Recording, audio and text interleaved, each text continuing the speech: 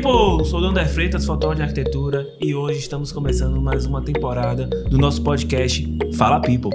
Você pode acompanhar o nosso podcast pelo Spotify e também através do YouTube. No YouTube, ele é um quadro do canal Casa Dander. Hoje, e nessa temporada inteira, a gente está aqui com o Rodrigo, né, da Yellow Frog Gallery, que essa temporada ela vai ser uma parceria entre a Casa Dander e a Yellow Frog. Rodrigo, muito obrigado, bem-vindo. Obrigado, bem-vindo vocês que estão assistindo agora esse pod. Espero que todo mundo goste. A gente está abrindo nossa casa é nova em Salvador, é uma galeria de arte de tamanho tímido, mas de uma proposta gigantesca, que é levar a arte até vocês, não esperar que o público venha até a galeria. A ideia nossa e a nossa proposta, o que a gente vem implementando, é fazer exposições itinerantes, é chegar mais próximo do público, e esse podcast é um dos grandes motivos da gente fazer isso. Fazer vocês entrarem na nossa casa, me conhecerem um pouco, conhecer um pouco nossa casa, e são sempre bem-vindos, querendo marcar, querendo visitar, e precisando da gente para uma produção na casa de vocês, para obras de arte, para bater um papo, simplesmente para conhecer, estamos super à disposição. E vou estender agora, que passaram a bola para mim, o convite ao nosso primeiro e grande convidado que fez parte, e que foi aquele cara que ajudou a idealizar e a construir, realmente aquele cara que meteu a mão para fazer a casa da Yellow Frog, Leonardo. Boa noite, galera. Noite eu não sei, né? Não sei. Depende de que horário o pessoal vai assistir, né? Mas tudo bom, gente. Como o Rodrigo falou, meu nome é Leonardo, eu sou representante da Ultra Construtora. Eu tive o prazer enorme de participar desse projeto com o Rodrigo e com a Prima Arquitetura, de executar a obra da casa nova da Yellow. Já tô íntimo, já tô chamando de Yellow. A gente tá aqui em casa, já tô chamando de Yellow. Estamos todos em casa. Com certeza. E é um prazer imenso estar aqui como primeiro convidado, estando pela primeira vez como um usuário do espaço, porque até então todas as outras vezes eu estava ali ainda durante a obra. E vamos para essa conversa. É bom que a gente está em casa, porque você está aqui, fez parte da obra. Eu estou aqui fazendo foto das obras de arte para Rodrigo. E a gente vem de um lugar em comum, né? A gente fez a mesma faculdade. Uhum. E isso é muito bom. A gente está hoje, embora estejamos em áreas diferentes, né? Embora afins, mas diferentes. Afins, mas diferentes do que a gente fez na faculdade, a gente está sempre interagindo, né? Sim. Isso é muito bom. Para quem não sabe, todos nós fizemos arquitetura, né? E somos crias da FAO. Somos crias da FAO. Universidade Federal da Bahia. Exatamente. E da Faculdade de Arquitetura e Urbanismo. Não, e isso que eu acho muito legal, porque a gente está aqui hoje na galeria e eu particularmente acho que a Faculdade de Arquitetura ela dá uma visão muito crítica pra gente, né? Eu particularmente, embora a nossa faculdade seja de exatas aqui, considerado de exatas aqui... O que eu acho que é um erro. Eu acho um erro completo. Eu acho um erro. Nós somos os maiores críticos de todas as profissões. Eu acho um erro completo. Eu acho que, na minha visão, a arquitetura ela é como se fosse uma antropologia aplicada à construção, sabe? Sim. O que mais a gente faz na faculdade é ver arte, é ver como as pessoas estão nos espaços. É sobre isso que a arquitetura, na verdade, quer dizer, né? Eu acho que eu brinco muito dizendo que é tentar interpretar a sociedade no espaço. Sacou? Exato. Tanto o espaço numa pequena escala ali, né? Por exemplo, projeto. Aqui, que é uma sala, quanto na cidade, né? No espaço urbano construído. A gente vai e volta, né, em várias escalas durante o projeto. Rodrigo, quer falar algo? A gente é treinado não só a criticar a convivência no espaço, mas a criticar as mínimas coisas da parte, vamos chamar assim, da forma da coisa. Então, a partir do momento que a gente entra na faculdade, acho que vocês são os meus contemporâneos. Sim. A gente é treinado a criticar uma escultura. Acho que ateliê 1, a primeira coisa que a gente faz é uma escultura. Boa lembrança. Excelente lembrança. Boa lembrança. E daí a gente vai conseguindo se moldar para uma sociedade onde a gente consegue criticar uma cidade. Né? A gente parte muito do princípio. para ir para um todo. Não, e aquela velha discussão, né? O que é arquitetura? A arquitetura é uma escultura, a arquitetura... Toda casa, todo edifício, ele é uma arquitetura, não é arquitetura. Eu não sei se vocês lembram dessa discussão em História 1, mas eu lembro isso claramente, velho. E que bom que a gente teve essa oportunidade. Sim, sim. E não deixa de ser, né? Porque um objeto construído é uma grande escultura, enfim, formada por inúmeras mãos e pensamentos e momentos, porque muitas vezes é feito de momentos também, mas é um grande objeto que no final é uma grande escultura. E o engraçado é que agora na mesa aqui nós temos 3 setores que fazem a mesma coisa. Então, por exemplo, tem Leonardo, que pega o projeto de um escritório de arquitetura e traz do desenho para a forma concreta. Uhum. Tem Anderson, que traz da forma concreta para a fotografia. E tem a mim, que vai na minuciosidade da obra de arte, muitas vezes... Que já é no detalhe, né? Que é o detalhe do detalhe, que não é em uma escala muito menor, que muitas vezes vai no quadro, que quadro não só é um objeto plano, uma obra como quadro, mas tem texturas, como vai também, como por exemplo, numa escultura. E que de uma escultura, de repente, às vezes até uma própria fotografia. A fotografia não tem textura. Tem textura. Então a gente tem textura. Uhum. Então a gente está aqui, todos os 3, cada um em sua área, falando um pouco daquela coisa que a gente convive, que a gente vive. Sim. Que é um pouco de arte, é um pouco de arquitetura, é um pouco de expressão, um pouco de design, é tudo. É tudo. Mas me conte aí, no final é técnica também, né? Aí entra pra parte um pouco exata. Total. Mas me conte, Léo, vou começar logo aqui te fazendo uma pergunta. Diga. Que eu participei em algum momento. Como foi essa história aí de fazer uma obra em 20 dias, bicho? Rapaz. Na qual, todas as vezes que eu tenho ido com minha esposa, eles têm me servido muito bem e eu tenho apreciado muito a sua obra, cara. Velho, assim... Tá lindo, ficou lindo. É até um pouco perigoso você falar isso. Não, o merchan é esse aí. Porque, enfim, foi uma obra típica.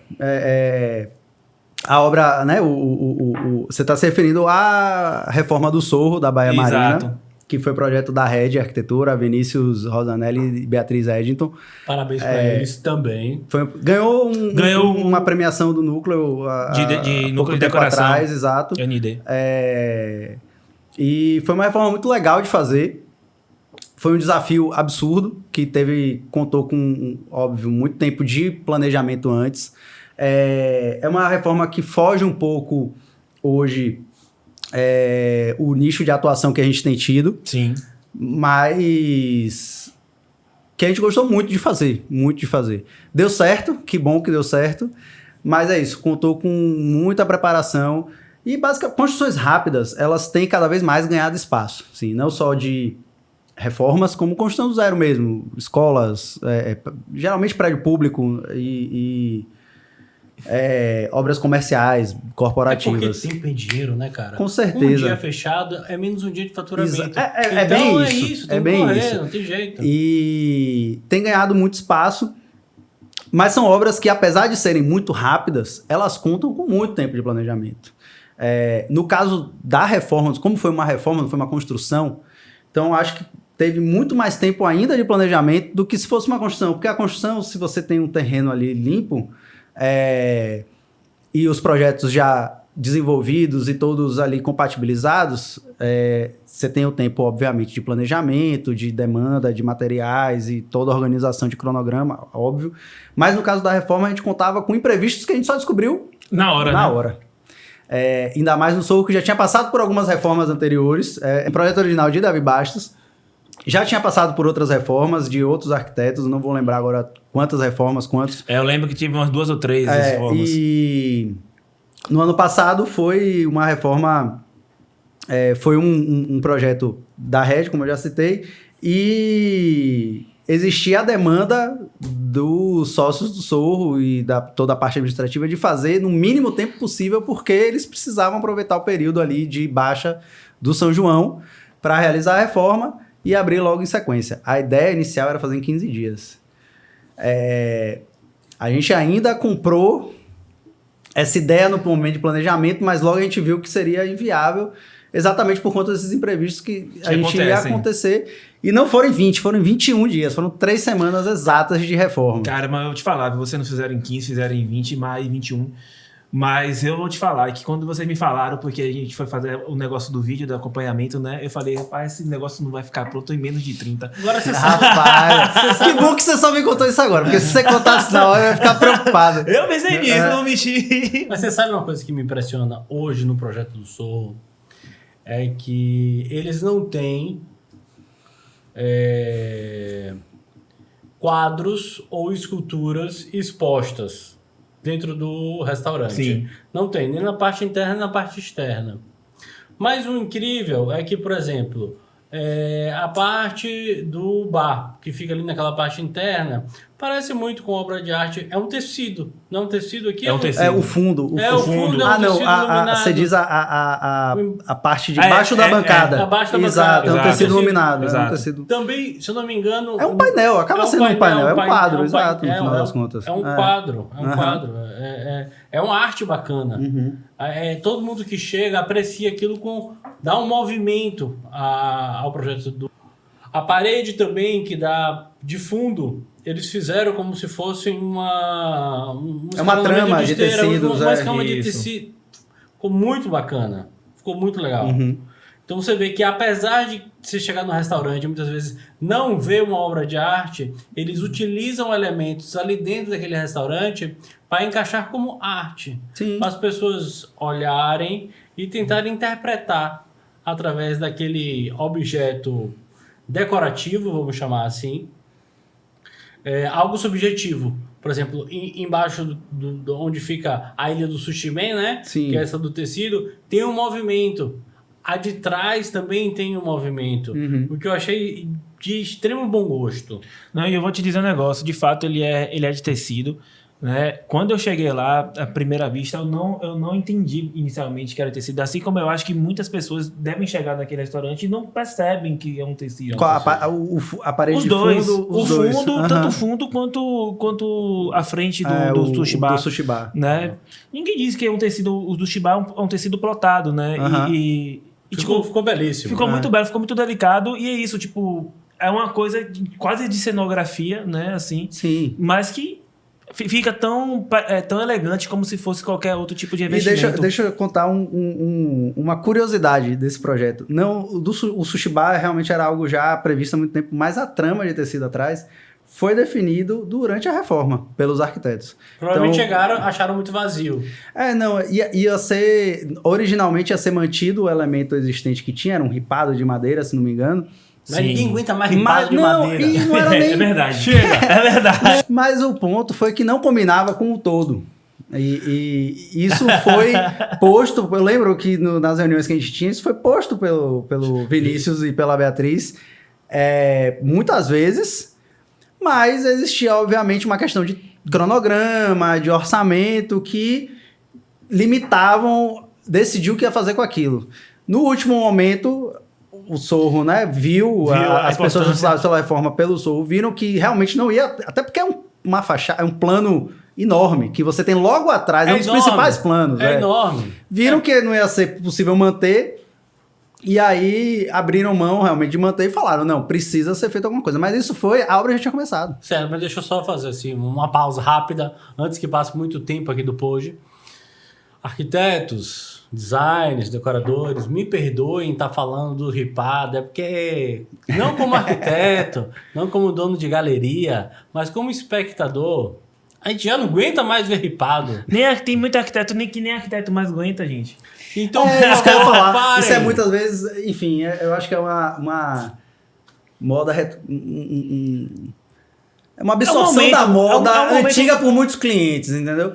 O que não se aplica a essa questão que a gente estava falando do Sorro. Tipo, trazendo isso para outro. Eu acho que isso é muito da decisão de cliente. E outra gostar ripadinho. A arquitetura do Sorro o escritório Red foi de extrema felicidade. E outra coisa... De extrema felicidade. E outra coisa, eu acho que, tipo, é o momento, às vezes ainda tem essa referência que eu como fotógrafo vejo muito, tipo, do arquiteto ter que atender uma demanda dos clientes que ainda acham que o ripado é algo interessante. E nem todo ripado também é ruim, não. Existe, agora também não usar tudo em todo momento a qualquer custo, né? Exato. Se teve um momento aí que era assim. Aí eu devo te complementar dizendo o seguinte...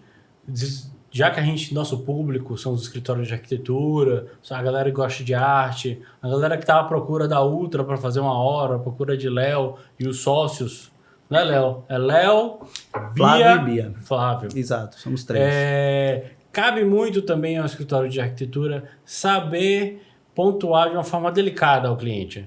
Às vezes o cliente vê uma coisa bacana, diz, achei lindo, eu quero da mesma forma. Cabe ao escritório de arquitetura dizer, olha, gente, é o seguinte, é legal, mas deixa eu contar uma coisa pra vocês, enjoa. Eu acho assim, tem... E outra coisa, é caro. Caro, eu acho que é uma questão de enjoar, eu acho que é dúbio. É caro. Mas caro é um fato. Caro é um fato. Ó, faz um ripado realmente com a marcenaria é caro. Agora, eu vi... Até hoje existe painéis ripados prontos. Você compra o painel... Duraflow e tal. Você já instala por metro quadrado. Eu falo assim, Fonseca, patrocina a gente. Fonseca tá vendendo. Exato. Fonseca tá vendendo agora. Exato. Os ripados prontos. Não posso afirmar, mas eu acho que sai muito.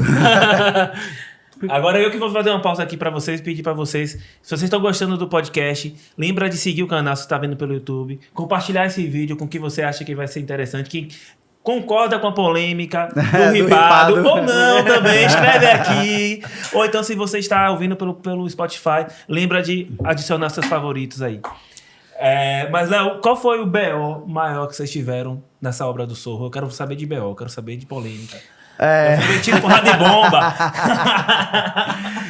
Velho, foi realmente uma obra desafiante, mas prazerosa, assim, de realizar.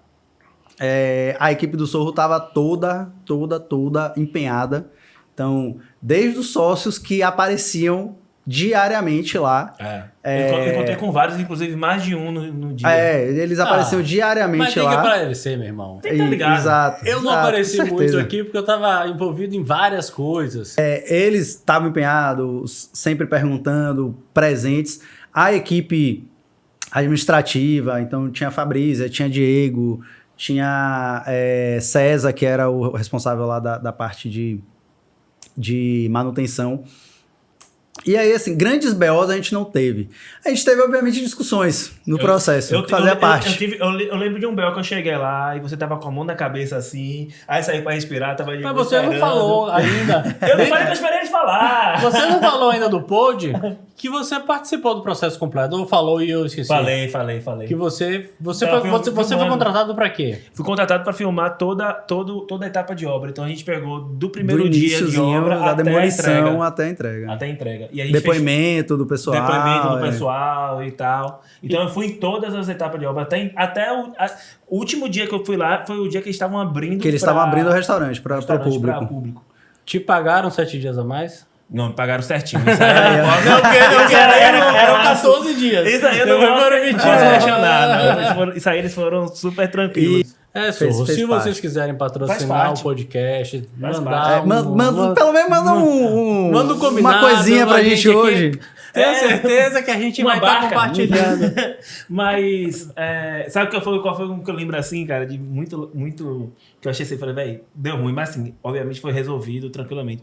Foi quando chegou lá que os tamanhos das bancadas pré-feitas não estavam encaixando. Não estavam encaixando, Não, tiveram acho que 2 momentos mais críticos, assim. Um foi esse, mas que desde o início a gente já tinha isso como um momento crítico, então estávamos pensando e preparados já para caso acontecesse. Porque o que foi que aconteceu? Obviamente, por conta do prazo, o pedido das bancadas de cozinha, né, que são aquelas bancadas de inox que já vêm prontas para serem colocadas. Sob medida. Exato. Isso tudo foi pedido antes de ser executado o sushi bar. Então não foi medido primeiro para depois... Exato. Que o praxe é executar, medir. No caso lá, a gente teve que, por conta da demanda, pedir antes. E até quando a gente começou o planejamento para a reforma, aquilo já estava pedido, porque o prazo de entrega era muito alto. Então todo o projeto, os arquitetos tiveram que fazer todo o projeto já com essas medidas... Mas você em mente. E vocês de obra também já sabiam aquela medida específica que não poderia variar nem milímetros. Entretanto, parte do sushi bar antigo foi aproveitado. Então existia uma intervenção dentro do sushi bar antigo. E, antes era um lado sushi, um lado bar. E aí virou uma coisa só. E existia, óbvio, o desafio de fazer as peças chegarem, e eram mais de 20 peças, se não me engano, para encaixarem todas perfeitamente. Não só elas tinham que encaixar no espaço, como elas tinham que encaixar em todos os pontos hidráulicos, elétricos, de esgoto, de drenagem, de tudo. E tipo assim, não é uma peça de granito que qualquer coisa você chega ali e faz um cortezinho. É foda, velho. Exato. E é isso, as bancadas do lado de fora eram peças enormes. Do lado de dentro não era de granito, eram peças menores e era porcelanato. E no final deu certo. Duas das... Eu não lembro agora exatamente o número, mas 2 únicas peças de quina que tiveram que ser ajustadas, mas foram ajustes assim... milimétricos.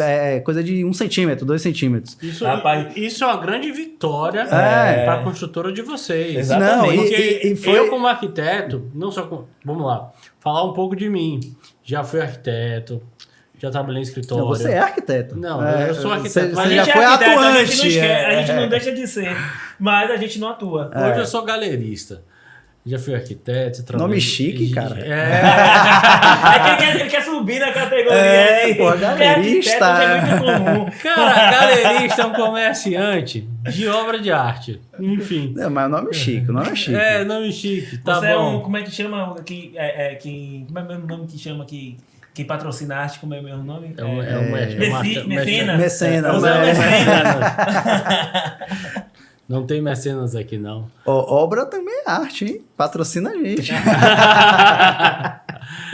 a gente. Eu que já tive essa experiência, por exemplo, eu já fui arquiteto de projeto, depois eu construí, tive a experiência de ir para fora do Brasil e construir fora do Brasil, ser site supervisor, ser project manager fora do Brasil, e eu sei o desafio que é o que você recebeu. Então eu posso dizer a você que, parabéns.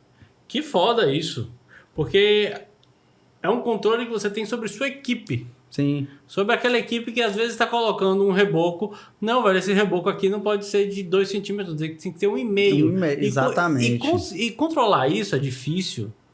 Então eu devo realmente enaltecer e essa sua... Fale, filho. Não, é que eu lembrei de uma... Você tá falando isso do controle de equipe e tal, né? E aí teve uma vez também que eu cheguei lá pra fotografar, pra filmar dia de noite, e aí tinha um negócio de um corte de peça lá, que tinha que cortar pra não quebrar a peça, não lembro mais exatamente. Acho que era um piso, né? Que aí tinha que fazer o corte lá e tal. Aí Léo falou assim, se você fizer, você vai quebrar esse negócio. Aí o cara, não vou não, pai, vou conseguir isso aqui. Esse cara... Aí Léo, se você não quebrar, bota uma grade de cerveja aqui. Os caras, o quê? Você tem que trabalhar com centímetros. Mão de obra aqui hoje em Salvador, eu entendi que muitas vezes você tem que... Primeiro que a maior parte da mão de obra, porque não é toda a mão de obra também que é fixa, que trabalha com a gente fixamente. Mas no caso, principalmente de pedreiros e assentadores, é sempre a mesma equipe. E a gente já vem trabalhando com eles há muito tempo, então já até existe uma proximidade assim na conversa. Eles merecem serem Por ressaltados. sinal, foram os mesmos que fizeram o assentamento aqui da galeria. Qual é o nome dessas figuras? Alessandro Senna, Cristiano, não lembro o sobrenome de Cris, mas... E... Negão é Adson. Os 3 estavam lá fazendo assentamento do Sorro. Primeiro que foi um assentamento enorme pro tempo. Então, assim, eles estavam virando noites, basicamente, no assentamento. E aí tinha um corte... Desculpa, mas assentar piso é dureza? Não. Não, o cara... E não é todo mundo que sabe. O cara não é todo mundo que sabe. Não é qualquer pedreiro que assenta piso. Tem pedreiro de levantar parede e tem o assentador de piso. Entendeu? O cara passar mais de 10 horas fazendo isso...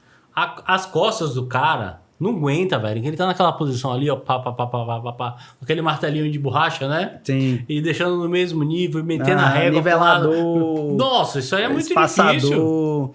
Enfim, eu sei que ele olhou assim, era um revestimento de parede do Sushi Bar, sinal que tinha alguns cortes por conta de infra de elétrica, de hidráulica, esgoto. Isso. E aí eu olhava pra pedra assim, eu falava, velho, tem que ser uma pedra só aí, senão a junta vai ficar estranha, vai ficar um negócio meio feio. Apesar de ser uma peça que ficaria atrás até das bancadas, mas mesmo assim, não, tem que ser uma peça inteira.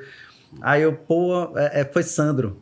Sandro, você vai conseguir fazer isso? Ele, rapaz, consigo. Eu falei, você consegue mesmo? E vai atrás pra você conseguir fazer isso? Ele, não, eu vou fazer isso aí. E aí eu desafiei, eu falei, não, vamos lá. Se você conseguir, não foi uma grade, foi uma caixa. Foi uma caixa. Foi uma caixa de Heineken. Ele, agora. Fez, deu 15 minutos, tava pronto no lugar. Ele, pronto, cadê a caixa? Aí eu fui lá comprar a caixa. Na hora que eles saíram, eu entreguei a caixa a ele. Vem aqui filmar que eu vou mostrar para ele. Aí ele fez eu filmar, ele cortando a peça inteira. Mas foi é isso. Foi uma obra que, obviamente, a gente teve que entrar pelo... apesar de ser comercial ter questões de turno de trabalho, como o Sorro fechou, a gente tinha todos os turnos. Então, a gente manteve a obra durante os primeiros 10 dias, quase que 24 horas. Então, tinha uma equipe de manhã, durante o dia, de 7 a 5, e uma equipe que entrava de 6 até umas 3h30 da manhã. E no caso dos assentadores, eles ficaram, acho que quase 2 dias se revezando, mas sem parar praticamente.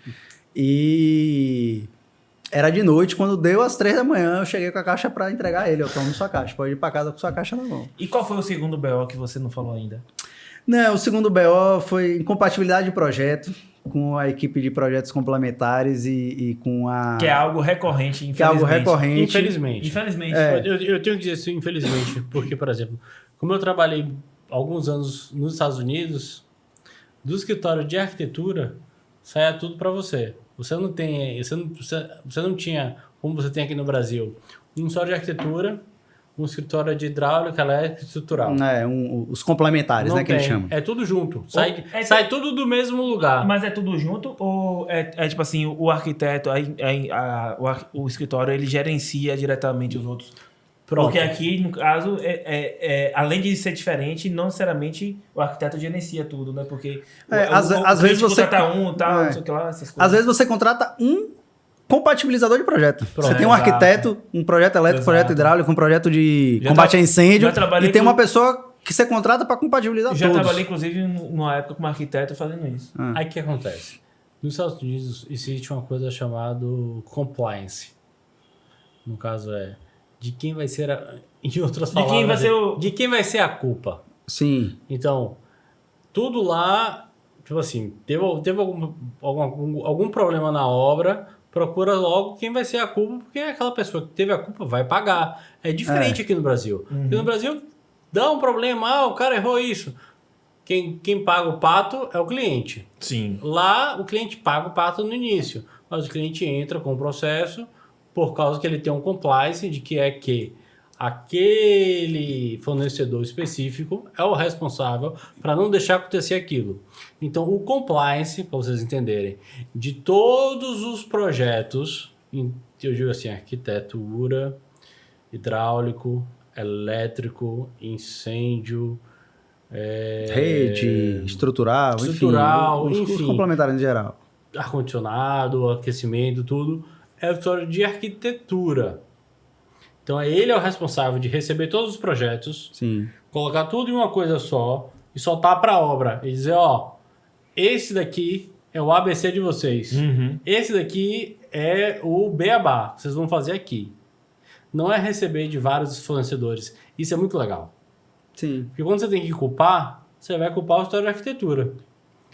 E por isso também o escritório de arquitetura lá fora, dos Estados Unidos, que eu tive experiência, ganha mais. Porque ele tem essa responsabilidade perante o fornecedor. Hoje, pela experiência que a gente tem, tanto de reforma como construção, construções, geralmente, dá muito menos, eu digo pela nossa experiência, tá? Porque há de ter pessoas para falar o contrário. Sim.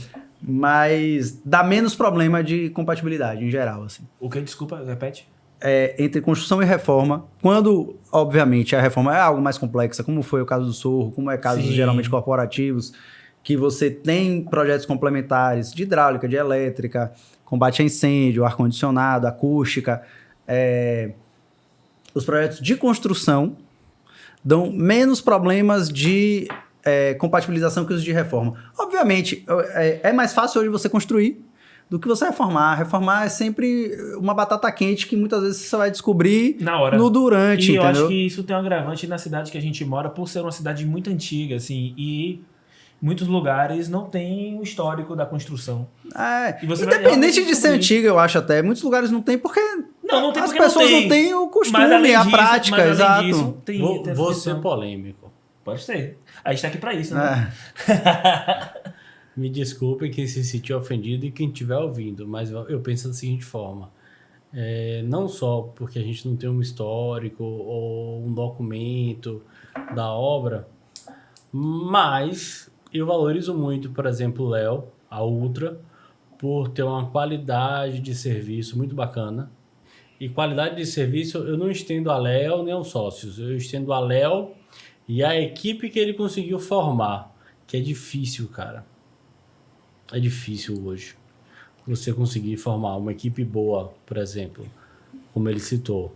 Uma equipe boa de assentamento de piso, uma equipe boa de eletricista, uma equipe boa da galera da parte hidráulica, uma equipe boa de demolição e de construção, uma equipe boa de pintura. É muito difícil, muito difícil. Sim. Então eu digo que fazer reforma em Salvador hoje, ou você tem uma equipe boa na mão, como você tem, que pode entregar de olho fechado, assim, ó, eu sei que vai ficar legal, fico tranquilo. Nunca de olho fechado. Fechado ou aberto. É aquela coisa, né, velho? A gente nunca pode entregar nada sem estar supervisionando. Sim, claro, com certeza. A coisa de olho fechado da Léo. Como eu entreguei, você sabe disso. Sim. Eu acho que durante 3 meses de obra eu tive nova 3 vezes. Sim, foi perto disso. Foi perto disso. Se não foi... E muitas vezes porque eu lhe chamei. Foi, você me chamou, falou, Rodrigo, vem cá tirar uma dúvida. É difícil, infelizmente hoje, pela mão de obra que a gente tem disponível na cidade. E eu digo, velho, a culpa hoje é de quem precisa ajudar as pessoas a se profissionalizarem. Mas eu acho que a questão que a gente... da reforma, eu acho que o ponto que mais impacta em relação às reformas, né? Que é hoje onde a gente está mais atuando, assim. Muitas vezes a gente chega para reformar e aquele espaço, aquele objeto ali, já passou por inúmeras modificações. E nunca teve umas outras. Sem registro. Não, assim, da pessoa que... Um apartamento, exemplo. O próprio Sorro é um exemplo disso. As reformas anteriores aconteceram de forma espontânea, orgânica, então era uma modificação pontual no sushi bar, por conta de alguma questão de infraestrutura, rotina, de rotina deles. Era uma mudança ali. E em casa, enfim. A pessoa vai adaptando muitas vezes e existe aquela coisa do vou chamar um conhecido da família, um mestre de obra, que são pessoas, assim, no Brasil, e eu trago isso muito da faculdade de arquitetura, tá? Pela minha trajetória dentro da faculdade de arquitetura, que não tem nada a ver com o que eu tô atuando hoje em dia, mas é engraçado. O saber popular, ele impera. E eu acho isso ótimo. Porque muitas vezes ele vem ali do profissional da construção civil, que trabalha numa construtora, mas que chega em casa e executa do jeito dele. Mas só adendo assim, ó. Ele é ótimo. Deixa o rapaz falar. Pai. Você me perdoa. Eu não tenho que interromper. É Faustão? Vá. Desculpa, eu tenho que interromper, mas se ele souber ler um projeto, que tem uma galera que não, às vezes pega um projeto, assim, não, eu já fiz isso 300 vezes. não lê o projeto direito e faz como... Não discordo são de casos, vocês, são, mas acontece. o que ele tá falando. Acontece. O meu ponto Mas é o que tipo tá assim, falando por exemplo, eu diferente. preciso reformar minha casa. Muitas vezes isso já parte da origem, que é... Eu não vou contratar um arquiteto. Eu vi na revista que o ripado é algo que tá na moda. Eu vou só fazer um ripado aqui e vai ficar lindo. Com uma parede de cimento queimado e tal. Não vou chamar... A opinião do... De que não tem nada a ver com arquitetura, eu sou galerista, pelo amor de Deus. Não vou chamar o arquiteto, eu vou contratar um pedreiro conhecido, ele vai executar. Aí no meio da reforma a pessoa decide fazer mais uns 20 pontos de água diferente, uns 80 pontos de elétrica diferente, botar um ar-condicionado com dreno Aí cruzando no apartamento inteiro. Pintura pra um negócio E aí complexo. executa um negócio que fica lá, funcionando, ok? Essa eu acho que é O ponto. a parte positiva da sabedoria popular, porque no final vai dar certo ali, Vai funcionar. pontualmente, mas aí em algum momento, por exemplo, vende um imóvel, quer fazer uma reforma mais substancial e aí chama o arquiteto. Aí o arquiteto projeta. Não, isso você tá falando... Sem base isso você tá falando do existente. Isso você tá falando na melhor das hipóteses, né? Que deu tudo certo. Exato, que deu tudo certo. Aí o arquiteto projeta sem base na infra existente, com base no cadastro, no que ele vê, quando ele consegue ver que é basicamente o externo. Naquele cadastro Exato. antigo. Não, Exato. até faz o cadastro novo. Tem um ponto de ar ali, tem uma tomada aqui, tem um negócio ali. Só que ele não sabe o que tá dentro da parede. Vou te dar um Aquela hidráulico, tomada vai para um quadro hidráulico, ele não sabe se o aquele hidráulico quadro ele não hidráulico ali sabe. tá suportando, não tá Vou te suportando. dar Aquele quadro de energia tá suportando, não tá suportando. Então aí, quando a gente chega para executar, que você começa a quebrar tudo e olhar o que tem, aí você fala, porra, e agora? Fudeu. Porque é surpresa atrás de surpresa. Você Quando não é um apartamento novo, uma sala nova, um espaço do zero, uma construção, Sim. quando é uma reforma, você tem uma margem de risco muito maior do que de uma construção. Você sabe o que é massa? Vou só acrescentar que Léo sabe disso. Fio é um bicho caro. Oxi. Não é o quê? Então, se o cara teve um orçamento básico, de não, vou fazer aqui para você, e que não tinha a menor ideia que a parte elétrica estava de X forma, e ele teve que trocar, por exemplo, 70% da fiação da casa, é uma grana. Não, mas, enfim, Eu vou te dar dois exemplos, Léo. Eu tenho morado em casas antigas, assim, né? Que não tem nada. Então, reformei a minha primeira e agora tô morando num segundo apartamento enorme e super antigo, em Nazaré, tá, pra você ter noção. E a gente quer reformar pra, enfim, fazer uma parte de investimento, enfim, alugar e tal.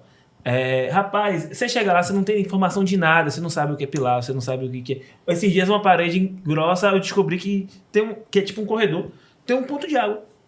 Não, deixa eu lhe dar um exemplo bate, velho. pior. Não, você me bateu aí. Deixa eu lhe dar um exemplo pior. Aí eu achava que era uma parede estrutural. Quando eu vejo, tem um ponto de água lá. Eu falei, gente, Não, dá um exemplo muito pior. Estrutural com água, como assim? gente, então como é estrutural? A gente fez uma reforma ano passado no edifício Oceania. Íamos chegar nesse ponto, inclusive. É um edifício tombado pelo... É um dos melhores edifícios de Salvador. Meu sonho de consumo. É De lindo. todos. O apartamento é super agradável. É de todos, é de todos. É um edifício que tem quase 80 anos, se não me engano, ou até um pouco mais. É o primeiro prédio de Salvador, eu acho, se não me engano. Condomínio zero. Você tá falando. Não, o condomínio é baixo, porque eles têm, enfim, a questão dos aluguéis ali em cima. Exato. Mas... Isso é bom, hein? tem praticamente 80 anos, se não um pouco mais. É um edifício tombado pelo IPAC. E não existe planta. Não, provavelmente existe um registro histórico ali, existe um registro da planta de construção, ok. Mas foram tantas intervenções que o prédio já passou e que os apartamentos, as unidades já passaram, que é inviável se descobrir qualquer coisa ali dentro. E aí a gente fez uma reforma no passado. Já foi um grande desafio de início, porque geralmente reformas comerciais você não precisa de aprovação de órgão relacionado a patrimônio, e nesse caso a gente precisou. Então, além de alvará, RRT, ART, teve que tirar o alvará com a prefeitura, porque existia mudanças espaciais dentro do espaço, dentro da unidade, do edifício, do apartamento. Então, a gente precisava tirar o alvará de licença simples para a reforma, não era uma vara de construção, mas existe uma burocracia, e, consequentemente, aprovar o projeto no IPAC. E a primeira pergunta que o IPAC fez é: vocês bateram as plantas originais? Eu falei, cadê? Me dê aí. Cadê as plantas originais? Porque o condomínio não tem, o proprietário muito menos. E aí é isso. Existiu uma intervenção substancial dentro do apartamento, elementos foram mantidos, era uma arquiteta do Rio de Janeiro, o escritório é Ateliê Concreto, se não me engano o nome, é Ateliê Concreto. E, enfim, ela teve um cuidado enorme em relação à parte os elementos existentes originais, ela quis manter. Então, esquadrias que ainda eram de madeira, as esquadrias do átrio, porque as esquadrias da frente já foram trocadas. Infelizmente, mudaram as esquadrias. As esquadrias da frente são todas de sistema PVC, para isolamento acústico, enfim. As do fundo, de algumas unidades, ainda são originais. A do caso dele, 2 eram, 3 não eram. Fazer só uma observação. As originais são termicamente e acusticamente mais eficazes do que as novas. Não sabia. Cara, são primeiro porque são de madeira. Madeira absorve muito mais, tanto calor quanto a parte acústica. E as que foram instaladas de PVC você sabe que é um material mais frágil. Sim. Passa tanto o som quanto, vamos chamar assim, os raios UV, tudo isso. Sim, a parte de conforto, geral. A parte de conforto térmico, E aí, ela teve um cuidado, sim, com o projeto. Tem alguns arcos internos nas alvenarias que ela manteve, enfim. O piso de madeira, eu não sei se era o original, mas era um piso bem antigo. Taco. Se não fosse original, era taco. Se não fosse original, com certeza tá ali já há uns 40 anos. Ela manteve. Então teve um cuidado, mas mesmo assim existiu ali, obviamente, uma adaptação do layout, uma cozinha integrada, enfim, uma criação de um banheiro novo, porque o quarto principal, que é virado para a Praia da Barra ali, não tinha banheiro, enfim. E não existia as plantas originais. Então a gente foi num trabalho minucioso na demolição para entender o que a gente estava encontrando. E você encontrava no meio da demolição aqueles tubos de barbará antigo, a tubulação de ferro, né, de esgoto de água. Alguns até desativados do próprio... da drenagem, da cobertura, da prumada que descia e que estavam desativados e que a gente ia demolindo e descobrindo que estava desativado, enfim. Foi um desafio. Mas, obviamente, que a gente contou com uma sorte absurda do cliente e dos arquitetos de entenderem que aquele prédio precisava desse tipo de cuidado e que não é todo mundo que entende isso. Entendeu? E aí, isso, consequentemente, é refletido em orçamento, em preço, em prazo. Então, foi uma obra que demorou 8 meses. Que vai alterando, que não vai ser aquele que você deu inicial. O orçamento ele tinha uma previsão de que ele fechava ali com escopo de projeto, mas existia um escopo de patologias, de imprevistos que ia acontecer durante a obra que é inevitável, porque você não tem como ter noção disso antes. Não é uma obra comum. É de verdade um restauro. Não é um restauro porque você não está tendo as características originais ali, mas é um trabalho... não chega a ser um restauro, mas é muito minucioso, parecido. Pronto, exatamente. É parecido com um restauro. Tem Exato. coisas que você vai encontrar ali que você vai ter que buscar fazer...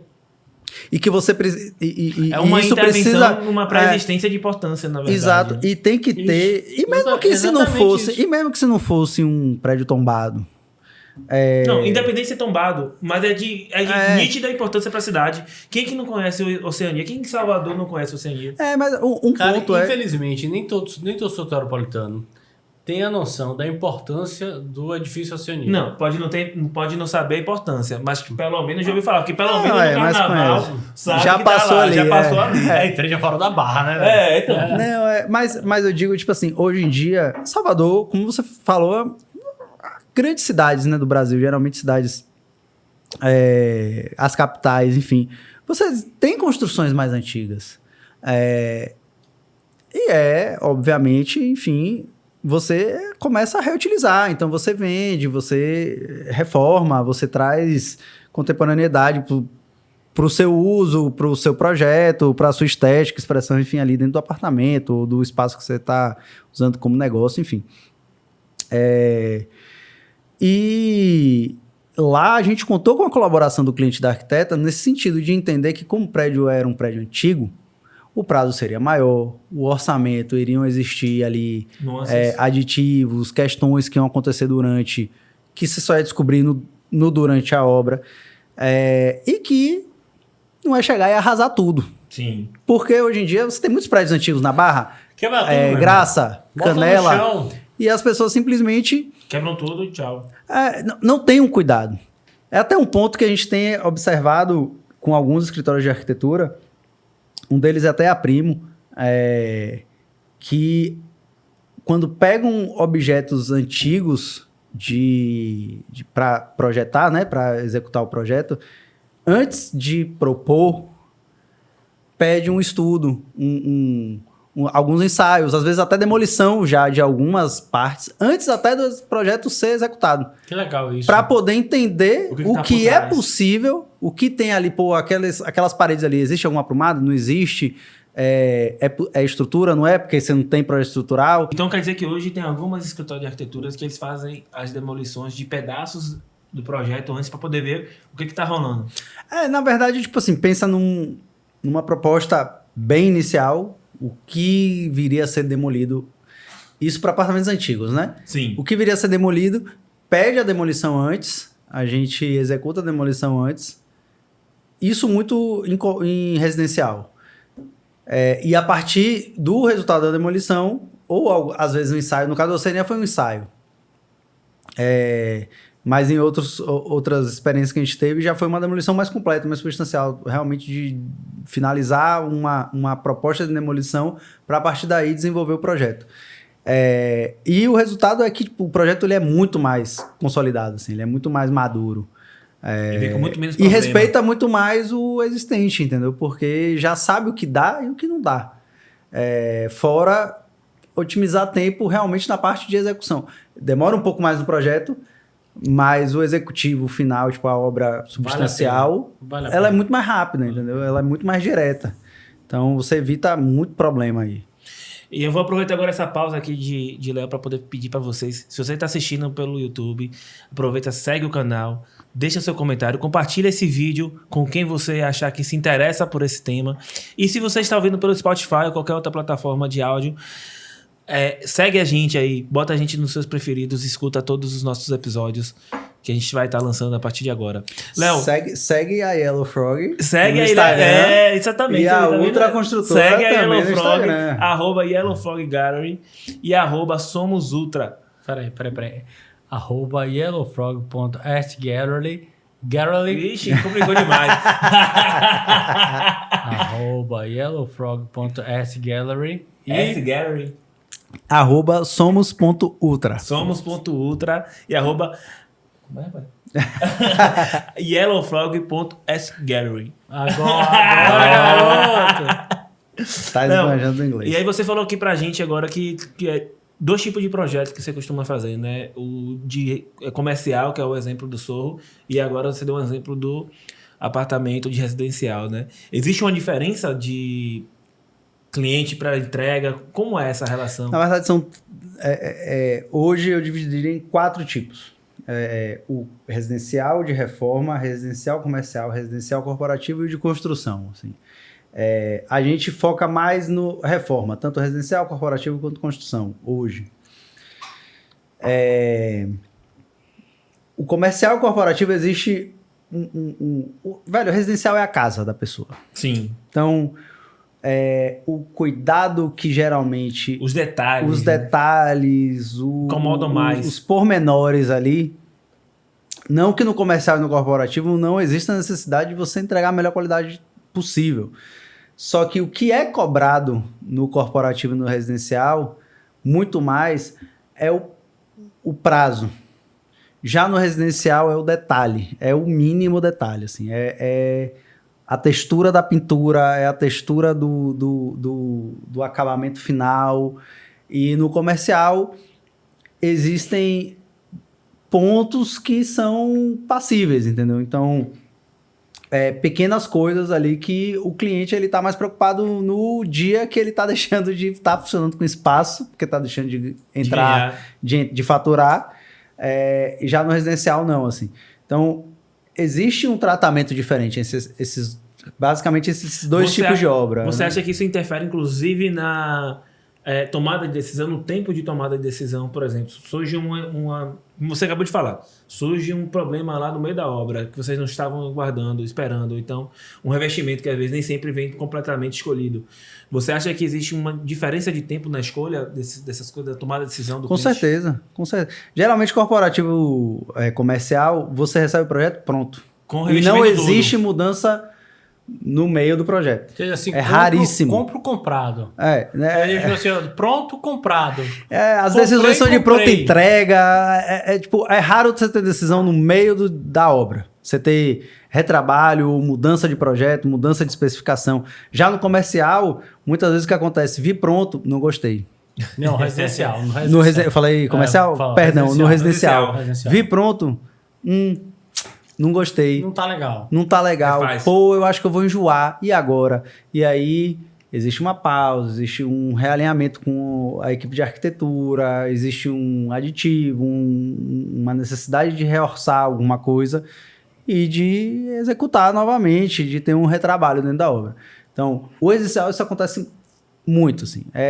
Na verdade, raro não acontecer. Já o comercial corporativo, não.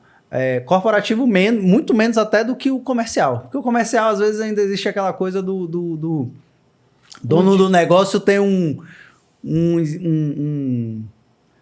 uma coisa de filho, assim, com o negócio. No corporativo, muito menos, assim. É o que está posto, vai, executa e um dia perdido de faturamento. Tem o dia para terminar, porque a equipe tem que entrar para trabalhar no lugar, dependendo do nível do comercial. Então, por exemplo, o restaurante. Então, tem o dia da inauguração, tem o dia da reabertura. Tem que ser aquele dia, porque muitas vezes já está programado, tem equipe, tem não sei quantas pessoas de cozinha pronta para entrar naquele dia. Então, tem que estar pronto naquele dia. Tem um marketing por trás. Exato. O lançamento é tal dia, você está convidado e tal, e as pessoas estão esperando aquele dia para o relançamento. Exatamente. E é isso. Eu não digo que o nível de entrega do acabamento tem que ser menor. Não é que é menor. É que geralmente são mais simples. Se você vê um acabamento de pintura numa casa, é diferente do acabamento de pintura de um restaurante, muitas vezes. Sim. Então, muitas vezes o restaurante ele é algo mais rústico. Alguma textura, algum tecido. Porque é algo mais fácil de se fazer, entendeu? Mais fácil do que você fazer acabamento de toque de seda, que é o que tem... Você não vê um restaurante, uma loja toque de seda. É porque também não é que seja mais fácil, é que é mais preciso. Fez, vai ficar bom. Não é aquela coisa do toque de seda. Fez? Não, peraí, deixa eu botar a luz aqui. Fez. Aí a luz não ficou boa. Não, vamos fazer de novo. Fez, vai ficar bom, vai resistir. Porque o uso... Casa é o seu uso. Então, se você dá manutenção, ótimo para você. Se você não dá manutenção, não é ótimo para você, mas a culpa é sua. Uhum. Já no restaurante, não. Você tem inúmeras pessoas que estão ali, vão consumir, vão ficar um tempo, pode entrar bêbado, pode fazer alguma coisa. Numa loja pode sem querer machucar. Então, é diferente. O olhar do dono é diferente do olhar... O olhar do dono de um negócio ou de uma empresa é diferente para o espaço da empresa, é diferente do dono do olhar, do mesmo olhar, da mesma pessoa, do olhar que ela tem para casa dela, entendeu? Então, são tratativas diferentes que você tem com o cliente e que você tem com uma obra. Eu tenho umas perguntas massas para fazer. Então faça. Jogue duro na sua pergunta. Eu tenho umas perguntas massas para fazer para Léo. Vai. Quando a gente fala de arte, quando a gente fala de obra de arte, quando a gente fala de vestir uma parede, de produzir a nossa casa, de dizer assim, nossa, que prazer que eu tenho de ter essa peça dentro da minha casa, fazendo parte ali do meu cotidiano. O que vem à sua mente? Eu sei que podem vir muitas coisas, eu sei que podem vir 300 artistas, Muito mais. Mas o que vem na sua mente assim? Diz assim, poxa, eu gostaria realmente de ter isso. E isso talvez seja um pouco mais poupável de eu ter. É uma coisa que eu levo em casa. Assim, eu converso isso muito com minha esposa, com minha sogra, com meus pais, assim. Eu entendo que tanto elementos de arte quanto mobiliários, muitas vezes, enfim, coisas que a gente tem em casa, são peças que agregam valor e que, com o passar do tempo, elas tendem a se valorizar. Que bom que você acrescentou peças de mobiliário.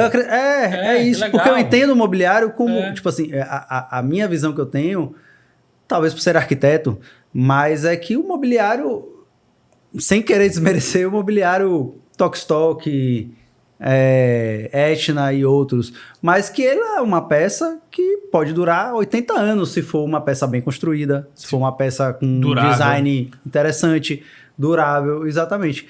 E que, como eu vejo, muitas vezes peça passando por gerações, uma Sim. cadeira, um sofá, uma mesa, como a gente vê peças famosas do design brasileiro, internacional, que estão aí há anos sendo vendidas e com um valor alto, porque são objetos de arte, no final das contas, também. Então, assim, hoje eu entendo que,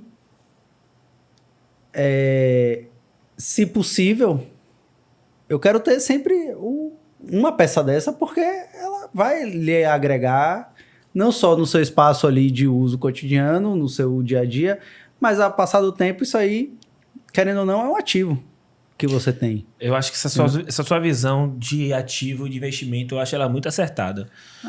Principalmente se a gente pega artistas em ascensão ainda, né?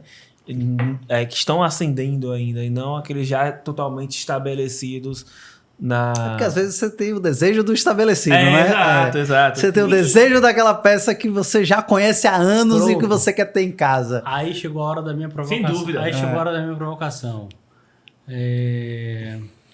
O que é melhor você ter hoje para deixar para seus filhos? E se sinta completamente à vontade para responder. Uma cadeira desenhada por Oscar Niemeyer, que é ícone, né? Nosso grande ícone. Ou uma cadeira ou uma poltrona de uma excepcional empresa de design chamada Carbono, nova, 8, 10 anos no mercado e com um futuro extremamente promissor, sendo que uma cadeira Niemeyer assinada custa, não vou falar valores, vou falar proporções, custa 50, 100, entre 50 e 100, e a Carbono custa entre 5 e 10. A vantagem é que eu não quero ter filho. Saiu pela tangente. Saiu pela tangente. Eu não me preocupo em deixar para meu filho. Em cima do muro não rola, mas... eu não me preocupo em deixar para meu filho. Mas se você tivesse... Mas, vamos lá. Os seus cachorros. Velho, assim, eu acho que depende muito da sua identificação com a peça. Também. Vai depender, velho. Também. Assim... Mas o que vale o nome? Não, vale muito. Eu tenho certeza que vale muito. E agrega demais. E eu acho que tem que agregar. Tipo assim, o exemplo que você deu. Uma cadeira de Niemeyer, uma cadeira da Carbono. Porra. Por maior que a Carbono um dia possa ser, será que quão vai ser maior Niemeyer? já é Niemeyer? Tipo assim, quão grande já é Niemeyer hoje?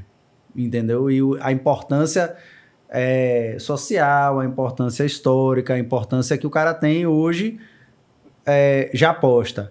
Então, assim, se a gente exclui a questão financeira do poder dar na cadeira, no caso do exemplo, excluindo-se isso, e eu podendo escolher, eu escolheria as duas. Calma. Eu escolheria as duas, porque tanto eu queria ter uma icônica de Niemeyer, quanto eu queria ter uma que, se me agrada esteticamente, da Carbono. Perfeito. Eu entendi o que você falou, mas excluindo os nomes. Excluindo que Niemeyer tem uma cadeira X e você achou bela. Mas excluindo que a Carbono me patrocina, Clínica Carbono. Por favor. Tem uma ideia Y. E você olha para Niemeyer e diz, pô, bacana. Mas, não, excluindo-se os nomes, vai o que se identifica mais. É isso. Mas Niemeyer é... Mas não tem como excluir os nomes. Não, mas eu vou excluir para ele, só para ele entender. É anos 70, anos 80, porque eu estou comparando com a arte. Por isso que eu estou falando isso. Anos 70, anos 80. Você vê uma coisa assim meio retrô, uma coisa que não combina muito mais, talvez, hoje. Não, mas depende muito, mas isso depende muito, eu acho que depende muito do que você se identifica com a peça. Eu concordo. Que é assim, por exemplo, pode existir... Eu hoje, no geral, me identifico muito mais, vou até mudar o exemplo, com peças de arte, pensando no tipo de arte, pintura, vamos dizer assim. Pintura. Escultura, pintura. Pintura. Telas, né? Quadros. Eu me identifico muito mais com artes contemporâneas, hoje. Tem alguém específico? Por exemplo, o Tárcio. Taça é maravilhoso. Eu acho... Taça é maravilhoso. Maravilhoso. Eu adoro. Eu tenho uma peça...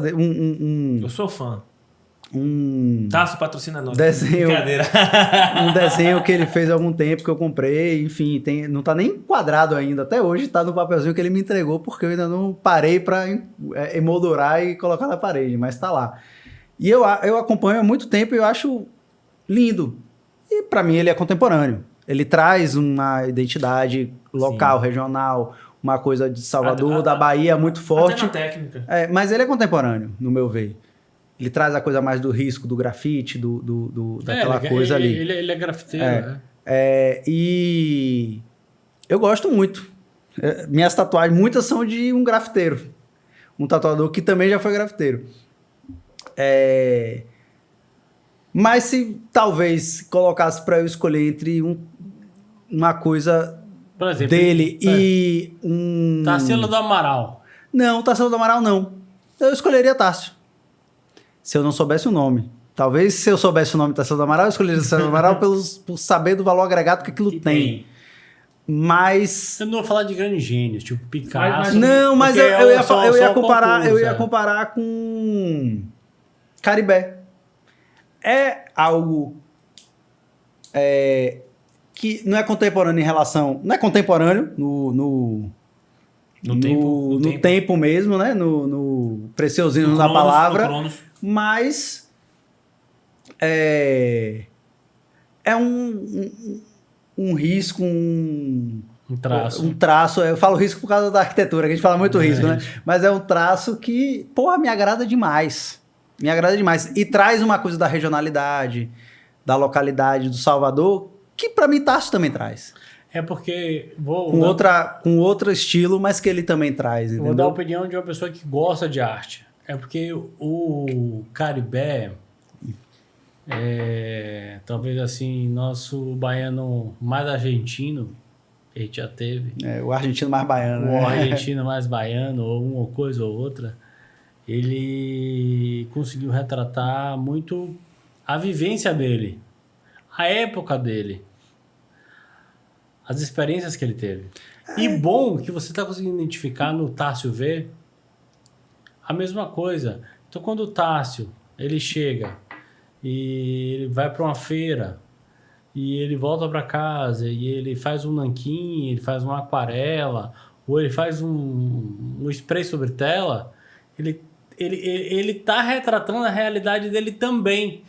Só que você está se identificando muito mais com a realidade que você vive do que a realidade de 40 anos atrás, 50 anos atrás, no qual Caribé viveu. Na verdade, e é bacana isso. Eu me identifico mais com a que ele viveu. Mas isso por quê? Porque isso é muito pessoal. Tipo assim, eu tenho um olhar daquele momento... Eu brinco dizendo que eu sou velho. Velho no sentido de... Espírito velho. De espírito velho e de certa forma... valorizar um tempo que eu não vivi, mas que eu acho que eu gostaria de ter vivido. Aquela melancolia deliciosa. Eu gosto dessa melancolia. A melancolia é maravilhosa. Exato. Então eu vejo, tipo assim, eu tenho a meta de ler todos os livros de Jorge Amado. Não consegui ainda, mas estou ali no decorrer. Tô indo, né? Tô indo. E toda vez que... Por quê? Porque é um autor que traz para mim uma melancolia de uma cidade que eu vivo hoje, antiga, de uma Salvador antiga, que eu falo assim, rapaz, eu acho que eu gostaria de ter vivido nessa cidade, nessa época. Você gostaria de ter vivido na poesia dele? Talvez sim. Certeza. Na poesia de Caribé. Certeza. Na poesia não, né? Mas nos traços de Caribé. Certeza. Na música de Caymmi. Que é a poesia. Exatamente naquela época. Que é no lúdico. Exato. Então é isso. Mas isso muito pela minha construção. Então, pelas coisas que eu gosto da cidade, que eu aprendi de Salvador, que eu construí dentro de mim. Então, não é que... Mas, entretanto, como eu não posso viver nessa época, que já passou, apesar de ter o livro de Jorge para ler, a música de Caymmi para ouvir, o quadro de Caribé um dia para ter, se a grana possibilitar, porque são caros.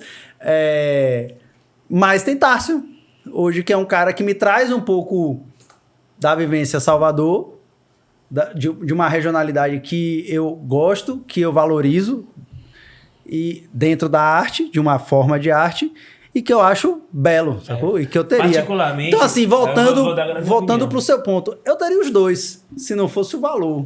Você já foi na exposição dele? Infelizmente, não. Cara, a do Poró não fui. Tem que ir, eu preciso ir. Infelizmente, não. Eu produzi. Muito legal. Ele fotografou tudo, inclusive antes de abrir. E dê seu depoimento se não é tão legal, não, cara. É muito top, é muito top. Eu tava falando com ele, eu até falei assim, velho, tem um quadro lá especificamente que eu sou apaixonado. Eu já levei outras pessoas lá, meus pais, amigos, cada um tem o seu preferido. Eu, particularmente, tenho um preferido, que é a cara de Iemanjá, lá grafitado. Não é a cara, não, é a rosto. É a alma. Você olha, já vê a alma. Mas assim... Você vai olhar, você tem lá o rosto dela. Só que é isso, tipo, normalmente se apega-se muito nas obras, e faz isso na fotografia, ou até em pinturas também, na questão quando você vai pintar ou vai fotografar uma pessoa, que o olho transmite, né, uma coisa. Só que aquela imagem, por exemplo, aquela pintura dele, não tem olho. Você não vê o olho. Só que ainda assim ela transmite, né? Então, assim, aí existe uma polêmica aí nos artes que quanto que o olho realmente transmite aquela lendária história que o olho é a janela da alma, né? Sim. Será mesmo? Né? E aí essa obra de Tasso V, pra mim, é uma expressão disso. Assim, cara, não tem olho, não tem nada, mas tá ali. Tá a alma ali.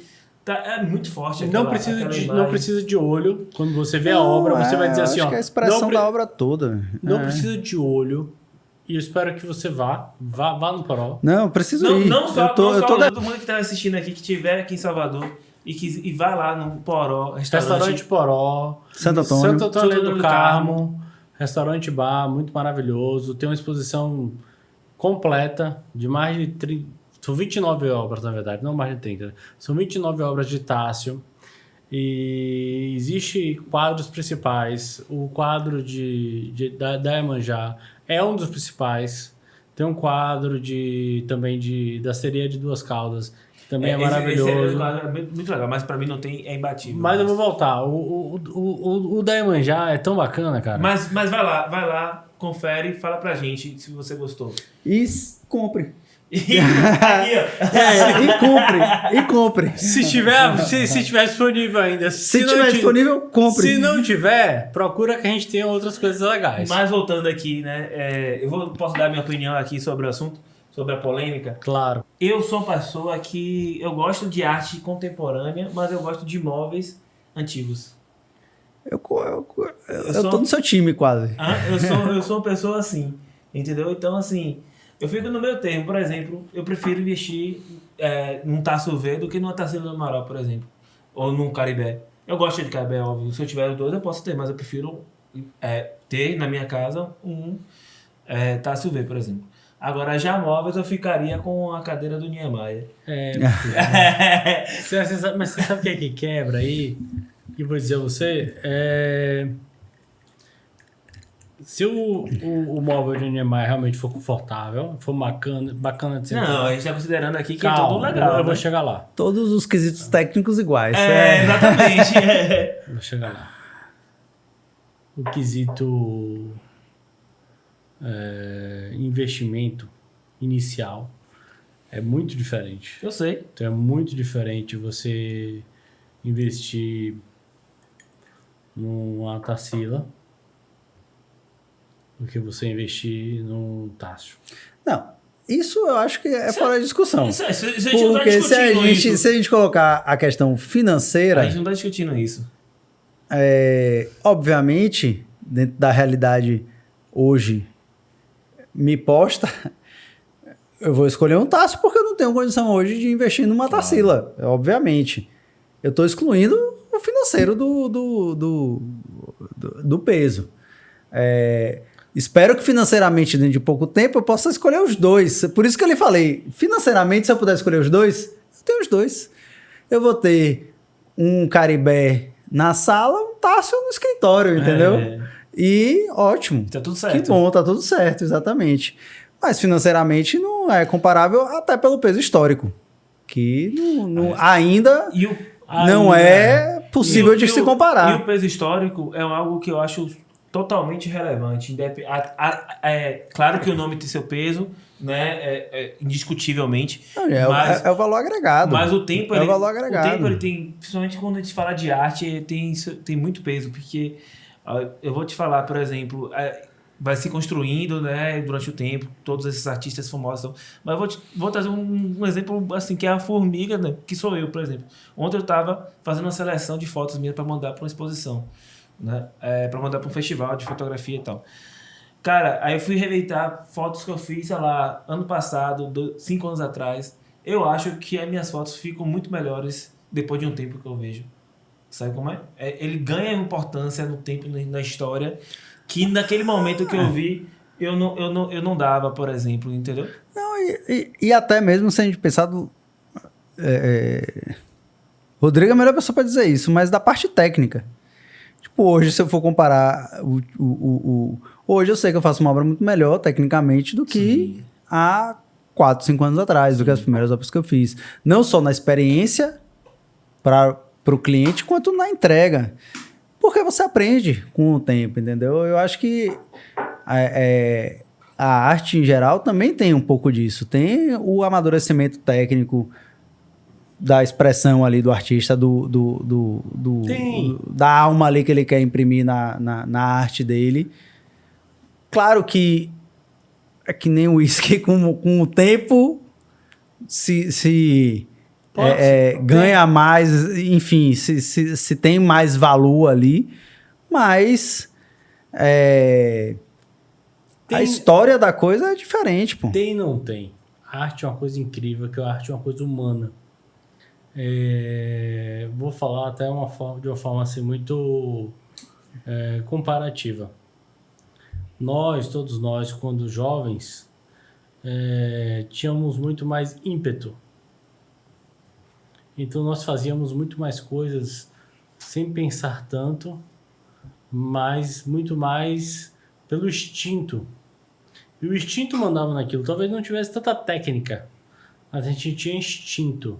A gente fazia com mais, talvez, desculpa a palavra assim, mas mais tesão, mais vontade de fazer.